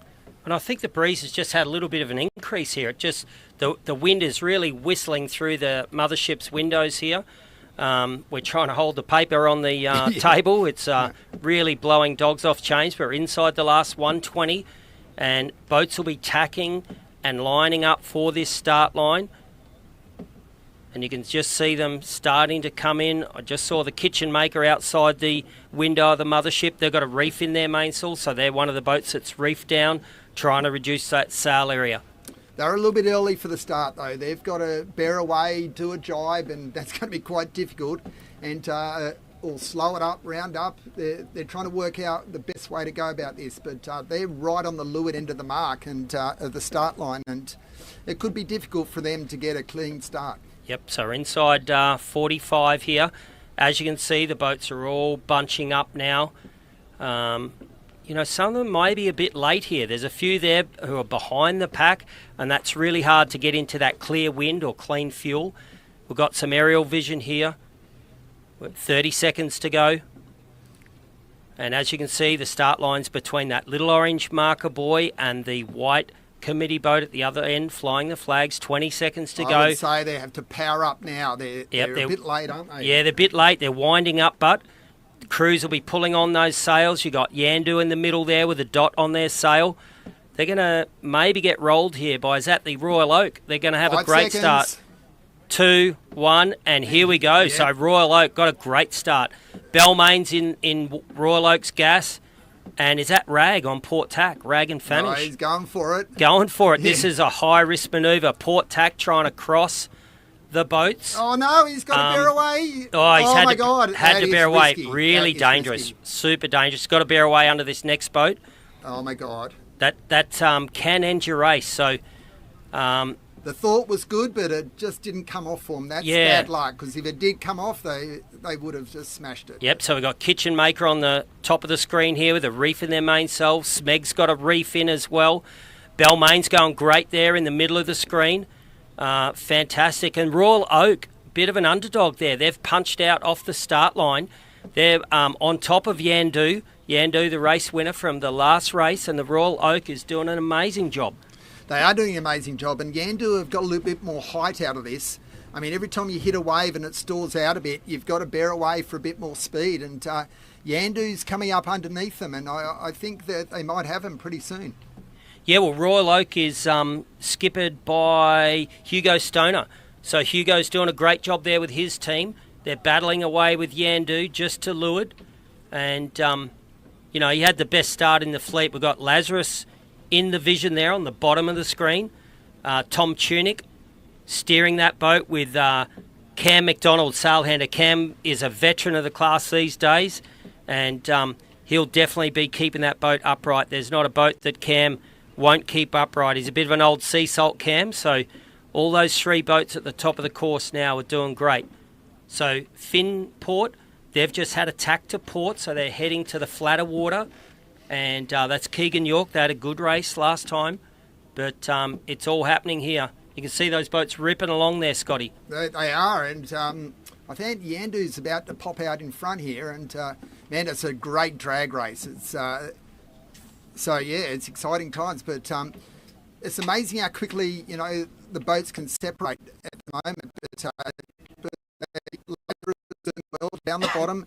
I think they're in a good position, to be honest. I mean, they'll take it out as far as Yandu does as well, but then they'll tack over. And, I think they're in a really good position. They're holding their ground, and, it's shaping up to be 1 or 2, maybe 3 at the top mark, very close. Yeah, I'm loving Finn's Port going to the right-hand side of the course, getting a little bit of flat water little bit of reprieve from the chop, the bumpier water. So, yeah, I'm liking Keegan's angle here. I just hope that they get into this flatter water and they might pass that group of boats, Yandu, on the other side of the screen there. So this is great vision of Keegan and his team going upwind. Well, the first mark, first leg is going to really determine which side of the course was favourable. So this is a big one for all the sailors, because once you get up to the top mark and down to the bottom, you'll know from the previous first work up which one was the way to go, which side, left or right. Yeah, Lazarus will be, they'll be not happy here at the moment. We've had Yandu just put a side cover on them. So that they're going to be... will have some, we'll call it second-hand fuel, and they'll slowly drift backwards here with this bad fuel. And you can see they're also just about to sail through the whitewash of Yandu. So, you know, Tommy Tunick, he'll be trying to sail a little bit higher to get out of Yandu's bad wind there. Yeah, he's in a sort of a tough spot, isn't he? He can't really tack out of the way, Lazarus. They got to just hang in there, but... won't be long, and they've stored it out, so you can see how they're going a little slower because they're trying to get as high as they can to get out of the dirty air, and I think they're not far off it. So Yandu have bared away a bit, and they're just absolutely smoking along, and it won't be long and Lazarus will be in their own clear air and they'll be able to power that thing back up again. Yeah, it looks like Yandu's in a bit of a right-hand shift. It looks like they're knocking the shoreline. They're pointing down a little bit lower, so that could make Finport a little bit advantaged. Oh, Rag and Famish is just cast off. Rag and Famish is cast off. You can't see the screen here, but we just had one of the deckhands come in and tell us that's what's happened. So that is a massive game changer. Yep, that's a massive game changer there if Raggers capsize. Harry Price and his team, they won't be happy with that. But, you know, it's getting so windy here at the moment. We've got a lot of low-level cloud come across the course. It's windier than the first race, and here you got Yandu vision. Oh, what a great view from top. Amazing shot. You can see that mainsail just backwinding in the front edge. Yeah. That means they've got a lot of power, and they need to get rid of that power. Maybe ease the jib a bit when that mainsail starts to backwind. That is going hard. Yep, you can see that white water crashing over the wing. So they're just trying to keep that boat balanced and keep that boat powering along. And it is bumpy because every time they hit a wave, that whole sail just vibrates and it loses pressure. So this is really skillful work, and it's now with the camera positions, we can just get bird's eye view. What a great shot. Yeah, and we're coming up to the first important cross of the race. Finport, Keegan York. And this is your prediction, wasn't it? Yeah, Adrian, I was talking about this may happen, but it looks like Yandu still might be just there. The top mark could be a rule situation here. My this God, is port and starboard, so the right-hand boat has right of way. This is going to be very tough for Yandu. Oh, they're tacking, so they must be confident they're going to make the mark. Boat, they're just going to make this mark, only just. So Keegan here could have the advantage. He might roll over the top of them potentially. Yeah, so this is tricky. This is tricky. Really the breeze hard picked manoeuvre. Up, Adrian. The bearaways are going to be full on. Yep. So you see those crews getting to the back of the boats. So it's still Yandu. Keegan's just struggling a little bit here to get that boat under control. Wow, great effort from Yandu. Wow, yeah, Yandu. Well done, boys. Yep. Awesome. All that white water and is Finport, the next one to go. See how we go here. Yep. We haven't got vision of it at the moment, but they were struggling beforehand, but they Balmain got around. In third position. So that's a great windward work by Balmain. They're in third position around the top mark. Steered by Henry Larkins, another legend of the 18s. Oh, they had a capsize in there. Did you see that? No, I didn't, on the Scotty. Left. Oh, Henry Larkins has just had amazing bearaway in Balmain. They just got it away so quickly. Amazing. There's that boat capsized on the top mark, Scotty. I don't know who that is. It went so quick, I didn't see them either. But I tell you what, this is the trickiest part of the race, getting around this mark. Yeah, well, it seems like the breeze has kicked. I reckon we've got sort of high 20s here at the moment. There may be 28. You can see now with the boat capsized, and we'll find out pretty quick and let you know. Okay, so here's Yandu. They're just flying down this run. They're flagging the spinnaker, letting a bit of pressure out of that spinnaker to keep the boat under control. Talk us through it, Scotty. Oh, well, yes. We come to waves and the nose digs in and they've got to let as much lead out as they can to get that sail to balloon to lift the bow out. And sometimes it goes a bit far and the spinnaker flaps. But this is a real balance between speed and safety. So they're doing a great job. Yeah, and we've got a battle on here, Balmain. Just about to take over. Second spot. You can see the boat leaping out of the water, going up. Oh, huge leap there. We've got Finsport, Keegan just bearing away slowly, giving them some dirty air. Keegan's crew's waving that spectator boat out, that big blue boat in front of them. They'd be frantic at the moment. They would, but there's nothing they can do. Nothing They're they just can doing do. 30 knots, heading straight toward them like a torpedo. It's nothing you can do. Yep, so they'll be just absolutely screaming at this spectator boat to get out of the way. You can see him waving his arm, and Balmain put in a... Here we go, here they're going, setting up for a jibe. Oh, it's slowed it up a bit much. Really dangerous. Safety jibe. Oh, no, they're going to go in. Oh, well done, boys. Well done, boys. Yeah, wow. Keegan, great work, team. Yep, no, that was excellent work. That was really nail-biting then, Oh, wasn't my it? God, that's a really hard manoeuvre to do. And here they go. They're just flying down Waterloo Bay here again.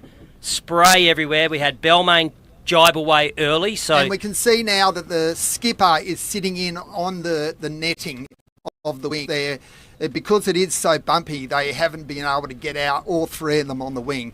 It is now just making sure it's survival. We don't want to capsize these boats. Let's just keep pushing as hard as we can.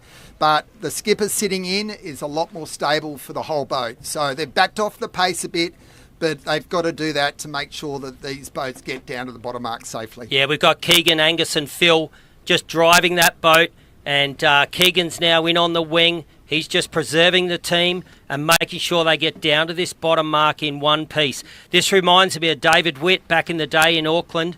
You know, the boat is leaping out of the water here. It's just fantastic vision. You know, they're up around 25 knots of boat speed, and it's just unbelievable vision here. Really good. Yandu just missed the bottom mark, so it's actually developing in front of our eyes here, and Finport are coming down. They could even be in the lead. Yeah, absolutely. Finport had a really safe jibe back there, and they might have a good line into the bottom mark. We haven't seen Yandu for a while, so hopefully Yandu's still upright. I tell you what, we feel now we're in the boat here and the front door's open and it is blowing another 10 knots. So this has really turned up the heat today. These sailors are on edge. You know, there's a lot of boats capsizing, even the top number one boats capsizing. Mistakes are happening, Adrian. We've had a lead change here. We've got Keegan York in Finport. It looks like they have taken the lead. So Yandu must have had an issue out there. We haven't had any vision of them for a while, but Finport is taking the lead here for the second time up to the top mark. This is awesome for Keegan York. It's put the cat amongst the pigeons. Here he comes. Here he comes, right. That's really well done. They got the spinnaker down safe. They got a choice of each of these left or rights to go around. They're going to go. They're gone. Oh, they're my gone. God. The race changing so fast. Wow. Lazarus. They're the next. Yeah. They're the next one. They're swimming around the back. All three team members will stand on that centreboard and they'll be frantic. That's a terrible spot to capsize for the other boats. Because they've got to come up and around that mark. So they're frantic to get this boat upright. They've got to make sure they don't touch that mark as well. So, Keegan, so we got feel Lazarus for him. coming down there. They're now in first place, I think. If they get around this capsized Finport, we're looking to have a new leader. We could have a new leader here, but, you know, the breeze is just thumping here. It's 30 knots here. It's just amazing. So here we go. Who's in the frame there? Balmain. No, Oak's taken it, I think. The lead is changing. They're going down like flies. Here we go. Lazarus. Lazarus is back in the action. Oh, so my God. Tom Koenig, here we go.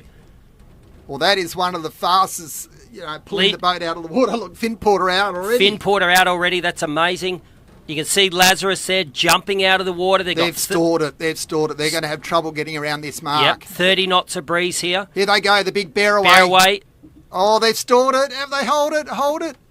They're still a bit high by the look of it. Yep. But Oh, man, that's man, hard. The waves are big there, aren't they? Huge Adrian? waves here. Holy dolly. Yep, we've got 30 knots here at the moment. Yeah. It's just No, super exciting. They are overpowered. Yep, where's that bottom mark? They just... Okay, here's Lazarus, still trying to battle away, keeping that boat upright. Wow, that's fantastic effort by Lazarus. Well done, guys. So we don't know what's happened to Yandu. Yandu's out of the picture. Where was Oak? I thought they were coming in. Yeah, Yandu. Oh, the Oak went down too. Yeah, we've had a another capsize. Another capsize with Yandu. Actually, we've got a boat just outside of the mothership here, fully capsized, and they got their mast in the mud. The boat's fully capsized here. We'll get Angus to get a visual on who that is. Shaw and Partners are capsized. But have a look at that squall coming across the bay. That is nuts. That is nuts. We have got 30 knots here plus. Now look at where the guys are standing on these boats. This is how windy it is. They're nearly head to wind trying to store these boats out, and they're still going flat out. Yep. I mean, this is really hard sailing at the moment, and they're trying to bear away. What's going on here? I think they're trying to get back to the mark. Back to the start. They missed the rounding mark. Yep, they missed. So there's another boat capsized. It's like a war zone. They're all capsized. Harry Price there in Rag and Famish, he's capsized. So this will be the first boat around, Lazarus. So they're the first ones to successfully get through. Wow, so Lazarus take the lead. That's been a huge effort. Tom Koenig, you know, the wise old Cam McDonald in the front of that boat. He'll be huffing and puffing, and it looks like Rag and Famish is just up now. So they're back in the race. So they're second, are they? No, this is first. Yeah, Lazarus. this is first. Rag and Famish. Rag and Famish. They'll have to come back and get through that gate maybe. But what a turn of the table, Scotty. This has been insane. This is insane. And the breeze has really picked up, and they've just got to weather at the moment, because it looks like the breeze comes in and then it fades out and then it comes in. So at the moment is survival, and oh my God, the boys on Lazarus are doing an amazing job. The skills then to get back around that mark, I mean, that was on the edge. Oh, totally on the edge. You know, we're going to see a lot of capsizes here today. We're going to see a lot of big crashes. And, you know, touch wood, I hope everyone's safe and all the crews get back to shore safely after this hectic day. But you can see Lazarus going there. They're taking it pretty easy there. They've got the jib eased a bit, mainsail's out a bit, and they know that they've just got to keep the boat upright and survive. So they're not worrying about racing at the moment, Scotty. They're just thinking about keeping this boat upright and safe. And they'll just nurse it home. Lazarus Capital, Tom Tunick. Now they're heading to the spectator boat here, the big yacht, and aren't those spectators going to get a great view? Oh, they're exciting! Going to get a great view. Race leader. I hope they got this vision on the yacht, so it'll be awesome vision for everyone on board, and our main sponsor, Wealth Partner. It's just fantastic action here today. So here we've got a weather view of Lazarus just belting against that Moreton Bay chop. You've got the big sponsors boat, the Yacht Club, just on the right of screen. So they'll be getting a great view of the racing here today. Yeah, I mean, these boys are doing a great job. It is exciting out there for them. They would be quite nervous, you know, because the stronger it gets, they've got a few more manoeuvres to get through, especially at the top mark here. They've got to do a bear away, and hopefully they'll get the spinnaker up. Sometimes if it's too windy, they opt for no spinnaker, but the ones that are the bravest, they get them up, and you know, they turn into warp land. The speed increases probably to about 35 knots, and these guys will be in the distance. So let's see who's the bravest at the top mark, Adrian. Yeah, well, I just got vision there of Rag and Famish out the side of the mothership. They're back upright and they're going upwind, and then Shaw and Partner. You know, it looks like they've got the mast stuck in the mud here. They're just to leeward of the mothership as well. And they're swimming around trying to swim that boat out of the mud. So the bay's only about 3 metres deep. So if they do have a capsize, the big risk is getting that mast stuck in the mud. And you can see Lazarus just punching up through that chop, leaping out of the water as they go to windward. It's just amazing stuff here. This reminds me of the old days, Scotty. Yeah, totally. But as you can see, Lazarus punching through the waves. I think the longer legs that they do is, is better, because once they're stable and they've got stability of this boat, the more tacks they do, the more risk they have of coming unstuck. So I think they're doing the right thing. They're just doing long legs, being conservative and staying in front, and they're doing a great job. Yeah, for sure. And Rag and Famish just out the window here, they've put a tack in and they're just back up and they're racing, so they'll be really trying to get that Rag and Famish cranked up and try to catch Lazarus. So here we go, Lazarus doing a tack. Every time they do a manoeuvre, it's high risk. It is, totally. So they risk capsizing. As the boat's slow, they get more unstable. And here we go, Lazarus, please stay upright, team. They've got to, as we were saying, when they slow down, it's struggle street. So here they go, they've got the boat cranked up again. Everyone's back on the rack, on the trapeze. They've saved the day. They're up and racing. Good. They're conservative. I know it's tough. And the thing is, you try and be conservative, but sometimes you come unstuck with it, because if you are conservative, you're taking a little bit more caution, but then the boats stall out and you can come and capsize. But those guys handled it well. They know that they've just got to keep the mast pointing to the sky, and, it's really exciting. Oh, we might get... So it looks like at the moment... The Rags might take the lead. Yeah, it looks like Rag and Famish might be in the lead. Vandu are up and going again, and they're third. Yeah, second is Lazarus, and it looks like third is Yandu. So we've had some more... And Finport's got back to third. Finport's back to third. So here we got vision of Rag and Famish.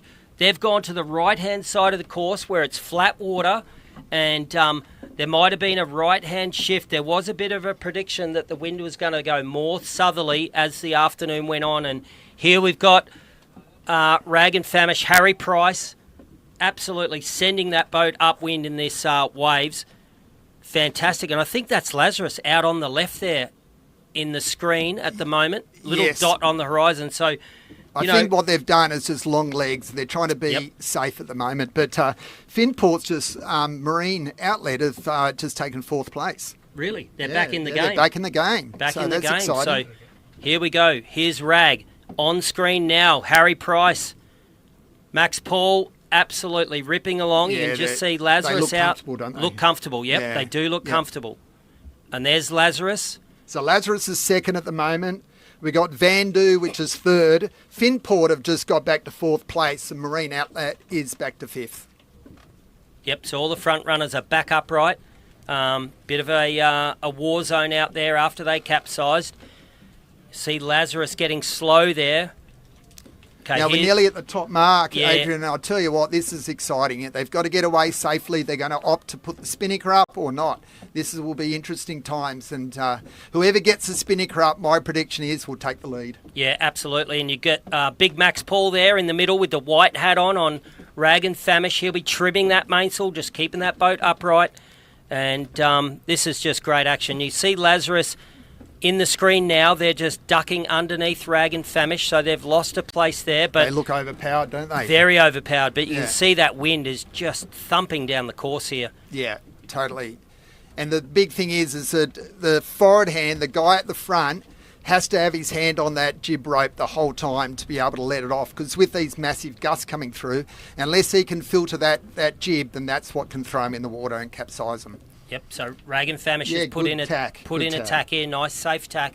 So they're zigzagging or tacking their way up to the top mark. Every time you tack, it's very difficult. You do risk capsizing and tipping over. And so we've just got Vycobi in the view there. We've got Angus here beside me, and I don't know if you can see him in the shot, but he's been fantastic with updating us. He's looking outside, he's getting the live view, and we're getting the footage, and he's keeping us updated on placing. So yep. Yeah, so it looks like Vycobi, we're not sure what they're doing, but they're just going around the back of the mothership at the moment. But back on screen here is Rag and Famish, and they are just sending it upwind. Yeah. Harry Price, Maxi Paul, they're just doing a great job there. You know, when the kettle falls off the stove, that it's roly and poly out here. So I don't know what the sailors are feeling, but we've certainly got a lot of rocking going on in our boat. Yeah, absolutely. I love the Rags sponsorship. You know, they've been a huge supporter of the 18 for a long, long time. And, you know, the Rag, colours, eh? Great colours. It stands out on the TV. So here we go. The guys are putting in attack. And well done, boys. perfect, great Yeah. execution. They've Oh. they've survived. We think. Yep, they're nerve-wracking away. stuff, Yeah, isn't it? it's just here we go. The guys are underway again. As we said, the boats get a little bit more stable as the speed picks up. Wow, you can see that mainsail backwinding there with all the extra wind. They must be near the top mark here. Oh, Yeah, Lazarus, there you can go. come on, boys. Lazarus is struggling there a bit. Oh, well done. No, they got it together. That's Yep. good. I think they're in second place. Okay, so here's Rag and Famish in the top of the screen. They'll be bearing away to the top mark. So the weight will go back. You can already see Harry Price, the skipper, shuffling his way back. The jib goes off. Max Paul, the main sheet trimmer, he'll be shuffling back a bit. And they got to get the right wave combination here Here to we make sure go. they don't bury their nose. Oh, brilliant. Yeah, that's as good as you'll ever get. That is fantastic. Unbelievable. Come on, boys, get the spinnaker up. Yeah, this, Hey. wow, that's as good as you'll get. Oh, Harry hang Price. on, I don't know if they're going to put it up here. They're talking about it. Are they going to do an early jibe? No, they're just getting a bit of flat water, I think. They're just settling. Harry's just having a think about it. No, looks like they're just not going for it at the moment. Well, they could be. Well, who knows? But maybe they're looking for the ley line to the bottom mark and they're thinking, let's jibe early. Maybe, but I think Harry will be... Here they go. They're going to jibe. Jibe. Well done, boys. Oh. Oh, that's fantastic. Now, hopefully they'll get the spinnaker up now. Yep. So you're right, Scotty. They were just waiting for that moment to get that spinnaker up. Here they go Here now. they go. Fantastic stuff. They got it. Oh, windward set. Windward set. This That's is stalling the boat out. They've got to get the spinnaker to blow out to windward. Yep, So- hard manoeuvre, but here they go. Looks like they've got it. Oh, away. fantastic. Here Yes. they go. So Harry's in the back straps there. He's already out on the wire. You've got his back foot into the back foothold. And Lazarus. Big bear away. Tommy Lazarus Tunic. second. Number second. Oh, look at that. That is great Lazarus. stuff. Unbelievable. This reminds me of the old days. Dave Witt blasting down in Auckland Oh, you Harbour. don't get any better than this. This is great action. And I tell you what, that poor skipper at the back of the boat, nothing's holding him on. At least the other two in front have got ropes hanging on and pulling them into Yep. the boat. But that poor skipper, he's doing an amazing job. Amazing. Harry Price is just unbelievable Yeah, here. great job, Harry. Rock solid. So that was impressive. They got it up enough to get low enough. Now they get the spinnaker off, and then they'll have a nice reach into the mark. That Yep. was fantastic. Yep. Good team effort. Yeah, you're seeing three of the greatest young sailors here in Australia at the moment. Harry Price, steering Rag and Famish. He's at the top of his game. 49er sailor, moth sailor. He's one of our future greats of the sport, and it's just fantastic. Max Paul getting out on the wing there. Another 49er sailor who's come up through our junior program here in Australia. These boys are doing such a great job. They are doing a great job, and I always said you're as good as your crew, and these guys are performing at the top level today. So that's fantastic. Well, Lazarus coming down. We can't see him at the moment, but they've got to do all these manoeuvres as well. And whoever does them the best, like Rags is doing at the moment, will be the winners And today. you got Max there. He's just moved to the very back foot strap, so he's behind Harry. Harry's sitting in on the wing, and these guys will have the biggest back slap at the end of this. So there seems to be a lot more waves down the bottom here, and the guys are being very conservative and slowing it up a little bit. Yep, the way they're trying to get a bit of depth, I think. Yeah, you can see the Finnish boat on their bow. It's a white boat, so Harry's trying to get the boat turning to the right a little bit to try to make that finish line. You can just see the right hand side of the screen.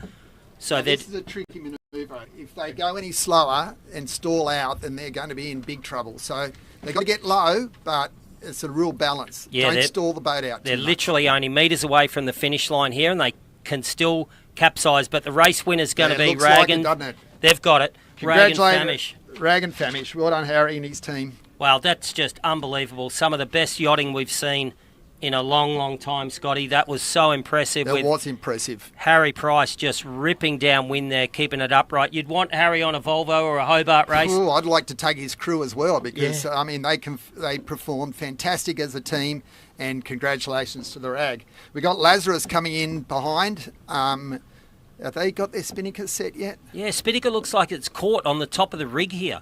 They've Lazarus has got a problem. They've got the spinnaker wrapped around the it's torn, forestay, or it's torn. But we call this prawning. If this goes in Yep. the water, Oh. it's all over. Yep. So someone's in there trying to pull that spinnaker. We got Vandu third, and then we got Finport fourth. It is a close race for those positions. Yeah, anything can happen here. Oh, man, that's so close to going in the water, I tell you. If that spinnaker goes in the water, the race is all over. Yeah. Tommy Tunick there, he's not even hooked up. Yeah. He's actually just holding the trapeze It's not bad, wire. though, because he's got the angle. He's going to try and get deep here as well.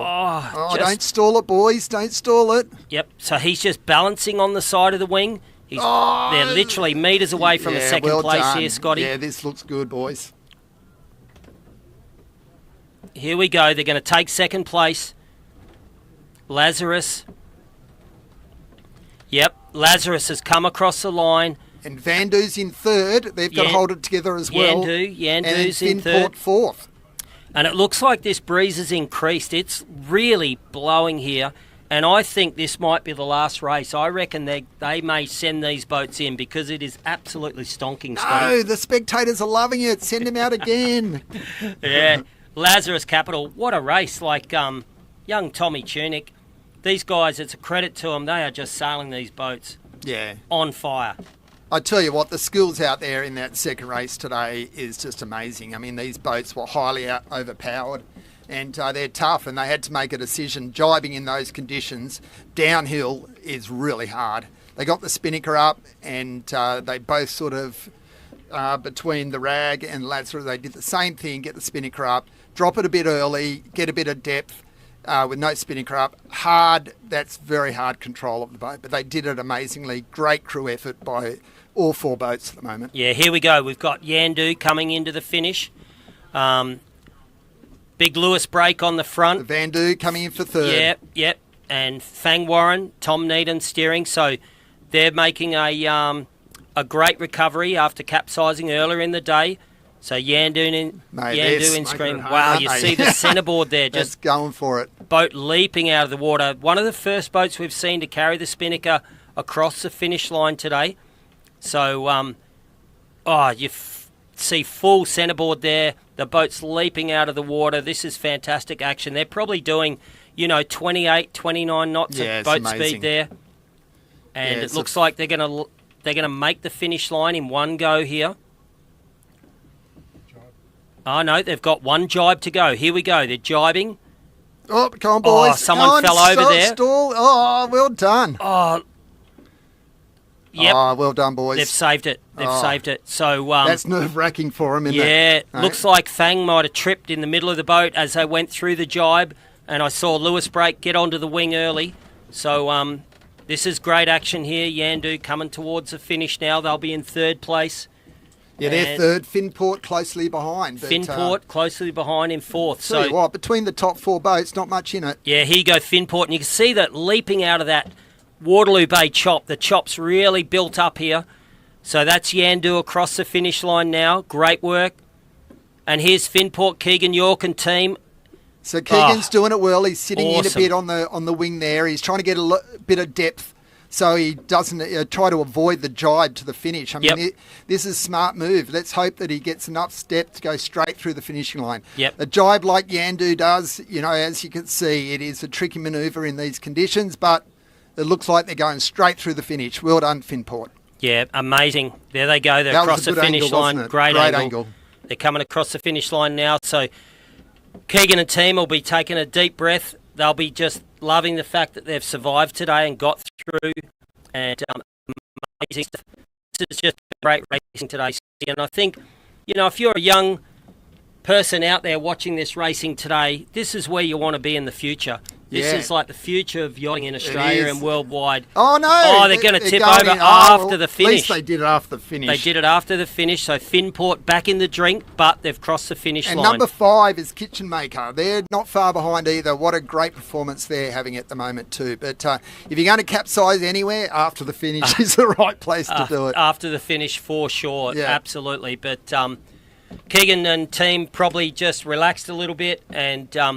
they're probably not too worried now. They've finished the race. They're probably enjoying a bit of a cool dip. Having a bit of a break and a cool dip and a cool down. Exactly. They're overheating in that Vycobi wetsuit. Exactly. So we got the Oak coming in at the moment, number 6 place. So, we're getting a huge amount of boats coming down now to the finish, and that's just a testament to their skill level, these guys. You know, it absolutely picked up and us at 10 knots for this race, and they've all handled it amazingly. Yeah, and as you look up course there, you can see the big puffs coming down on Waterloo Bay. They're the dark patches of wind, and that breeze can increase 5 or 6 knots in each one of these puffs, and it makes it really difficult for the sailors to control the boats. But at the top of the course there, you can see those different lines of pressure. Flags are just streaming back on the start-finish boat. They've got an uncomfortable day too. Look at them rocking around. As you see, they've got AP over A, so the racing's finished for today. I'd say the start committee's deemed that the winds are too strong and it's possibly too dangerous to be out here, so they've made the right call. They're always thinking about the safety of the fleet, and what a day, wow. Yeah, what a spectacular day. And I mean, the crew's turned it on for us today. I mean, I know myself how hard it is out there for these boys and girls. And I tell you what, they did an incredible job. They made themselves proud. And, you know, it was a pleasure being out here and seeing the skill level so high. Yeah, unbelievable sailing. Like, you know, if you're a young sailor in the country or anywhere around the world and you want to do some high-level sailing, this is where you want to end up. You want to end up in the 18-foot skiff league, and you want to absolutely sail these boats. They are the best boats in the world, and this racing is some of the best racing in the world. And, yeah, exciting stuff. Yeah, I agree with you. And I think if young kids are looking at this and seeing the skill levels high as it is, and that was really exciting, and see these boats buzz around at the speed they are. Even the top guys make one mistake and they're in the drink. So this is the level they're at. But if you want some adrenaline rush, come down and sail an 18 and you'll certainly get it. Well, Scotty, I'm just puffed commentating. Puffed and nervous. I was nervous for the sailors. I was nervous too, but I tell you what, I kind of felt what they were feeling out there today, and I was just so excited for them. I knew every manoeuvre was, you know, going to be hard for them, and you know, it's really tricky in these conditions, and their sails were so overpowered, but good on them. It's really exciting. Yeah, it looks like in the top of the course there, we've still got a few boats trying to finish. One's got their spinnaker up. We've got the Kitchen Maker, and we've got Oaks. Yeah. So that may be Kitchen Maker with a spinnaker up. They're in a bit of a puff there now, so hopefully the team will get back down, wind, safe. Well, I think this is a smart move, getting the spinnaker up. It stabilises the boat. I might not seam it, but if you've only got the main and the jib up, it is very hard to manoeuvre. So these guys, if they get the angle right, they'll keep the pace on, they'll do a nice jibe, and they'll go straight through the finishing line. I think this is a smart move. Yeah, I'm just thinking, like, you know, with the amount of boats we've had capsized, I wonder if the whole fleet will finish today. I think there might be some boats that don't get a placing. So, you know, I think there's only going to be 6 boats finish this race today. And this is the jibe. Yep, here we go. Kitchen Maker, is it? Kitchen Maker's put in a jibe, and you can see that amazing footage of Stradbroke Island in Brisbane, Australia, in the background there. Little island just behind Kitchen Maker's King Island. That's a little tidal island just off the end of Waterloo Bay here. Here with a bit of here we go. Come on, boys. Bring it home. The last few boats. We're only going to have 6 boats finish this. So Lachlan, he's got his work cut out for him here, but him and his crew are performing great. They did a jibe. They survived. Now, hopefully, they take it straight through the finishing line. Yep, and you can see there they've got the smaller mainsail. They've got the reef in the top of the mainsail, so they've reduced the power. They got the baby rig in. They got the baby rig in, Yeah. but it was a smart move. I Smart. mean, they've done themselves proud today, and just getting across the finishing line, all you can ask. Yeah, you can see the mainsail is below the top of the mast there, so it's very small mainsail with that reef in it. So depowering the boat and keeping that boat safe. So, yeah, Kitchen Maker. So they're going to get across, and they're going to get some points on the board today. today. That's all that matters, is just getting across the line. And the skipper's gone in, and Lachlan's gone in to try and get a bit more depth out of this boat. They might be a little bit high for the finish, but let's hope they don't have to do a jibe, and they can just sail nice and smooth straight through the finish and end their day on a high. Yeah, they know at the moment it's all about survival. They're just trying to get to that bottom mark in one piece. They're thinking about not capsizing. We've got a media boat there coming in to get some shots. Yeah. They're just and you pumping can see out of the water, aren't they? You can see the speed there. You know, the power boat is travelling at about 22, 23 knots there, trying to keep up. And Kitchen Maker. Oh, the Lachlan's come out, so I think they're powering it up again now. I mean, it's they feel that they can make the finish line quite comfortably. Or is he out, or is he staying in a bit? No, I think one's in there. Lachlan is out. Lachlan's the out, steerer. Yeah, it looks like they've got the forward hand sitting in maybe. So they're trying to power it up again and lay that finish buoy that's just there. They're letting it go a bit. Yep. Slowing it up. Anything can happen here. They could. Oh, there's the finishing line just finish ahead. line Oh, my God. Just They're a little bit high. Yep. You've got to be careful here. Very careful. So they'll make it. They're they've underway. done well. Oh, well done, boys. Yep. That was tricky because if they got a gust at the wrong time, they were gone. Yep. They weren't even going to finish. Yeah, so Kitchen Maker will be having a deep breath there. They'll be sending that spinnaker all the way home to the club. And, so fifth place, Kitchen Maker. Yep. Well done, boys. Yeah, amazing. So we got the Oak coming down. They're the sixth finishing today, and the last to finish in sixth place is the Oak. Yep. Hopefully we'll get a bit of vision of them. Well, you know the racing's tough when you only have 6 boats finish in a race. This is all about attrition and just keeping that boat upright, keeping that mast out of the mud.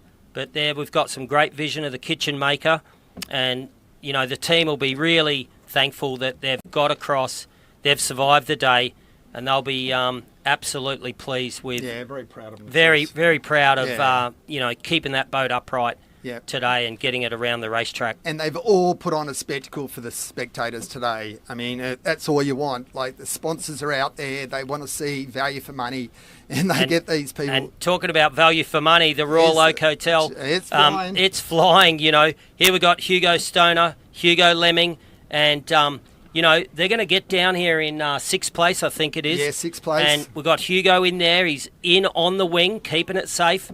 Oh, they're a bit high as well, are they? No, they've got to jibe, I think. They might have to jibe. So here they come. They've got to keep the pace on. No nose diving just before. Oh, they've got to get this right. Oh, they're going to take the spinnaker off. Oh, what are they doing? The finish line is higher up. Is a little bit higher, so they're taking it maneuver. easy. Really good seamanship here. They've got the right angle for the bottom mark. You'll start to see the finish orange buoy just on the bow. Yeah, they were a little... Here they go, a little bit high. Yep. So that's a tricky manoeuvre there. Yep, but they're just going they've done it well. Try to nurse the boat home. Come on, team. Sixth place. Sixth place here. Still impressive, though. Yeah, place. Really impressive. Yeah. They must be absolutely buggered. Oh, wow. Big bear away to the finish. That's high risk. Oh, they timed that well. High risk, and they pulled it off. They got the bow away, and they're going to be across the line in sixth place. That'll be the last finisher for today. Yep, sixth and finished. Yep, sixth and finished. Well, amazing work.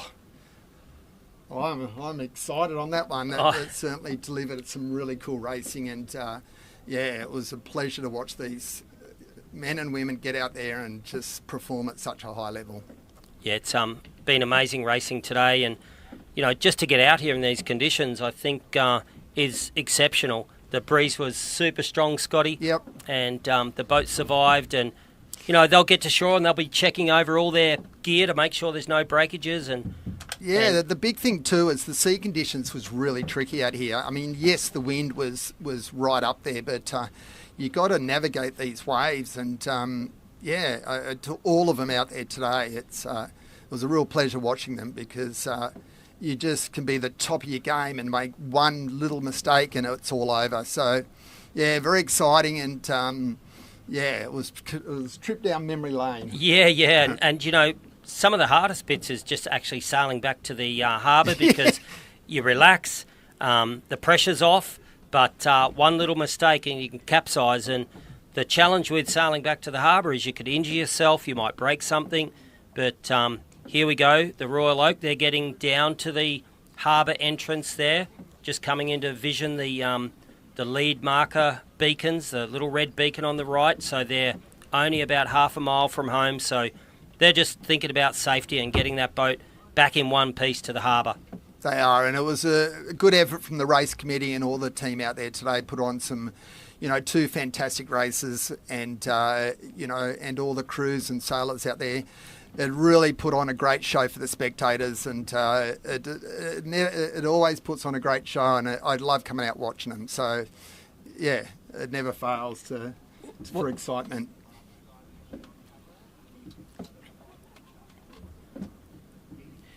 Well, Scotty, what a day. 18-foot skiff racing at its best. Moreton Bay, Waterloo Bay Chop, we've had capsizes, we've had spinnakers blowing up, we've had everything. This is what we live for in 18-foot skiff racing. This is what we live for, and it was spectacular to watch these guys and girls go around for race course. And like I said, memory lane. And I appreciate the invitation to come out and watch this racing again, and it never gets old for me. It's the fastest monohulls in the world and the best crews. So well done to everyone today. Yeah, amazing. And, we had a lot of place changes today, people capsizing, and, at one stage there we thought the Rag and Famish were done. We thought they were out of the game.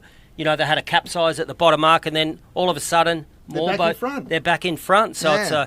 it's a game of attrition. You just got to make sure you keep I thought those. Yandu had the way they were performed in that first race, I thought they were gone. Yep. And it just shows the high performance of these boats. You make one mistake and you fall over. And credit to them, they got back up. They dusted the wetsuits off and or probably mud off, and they got back up. And fantastic result for them as well. But the Rag.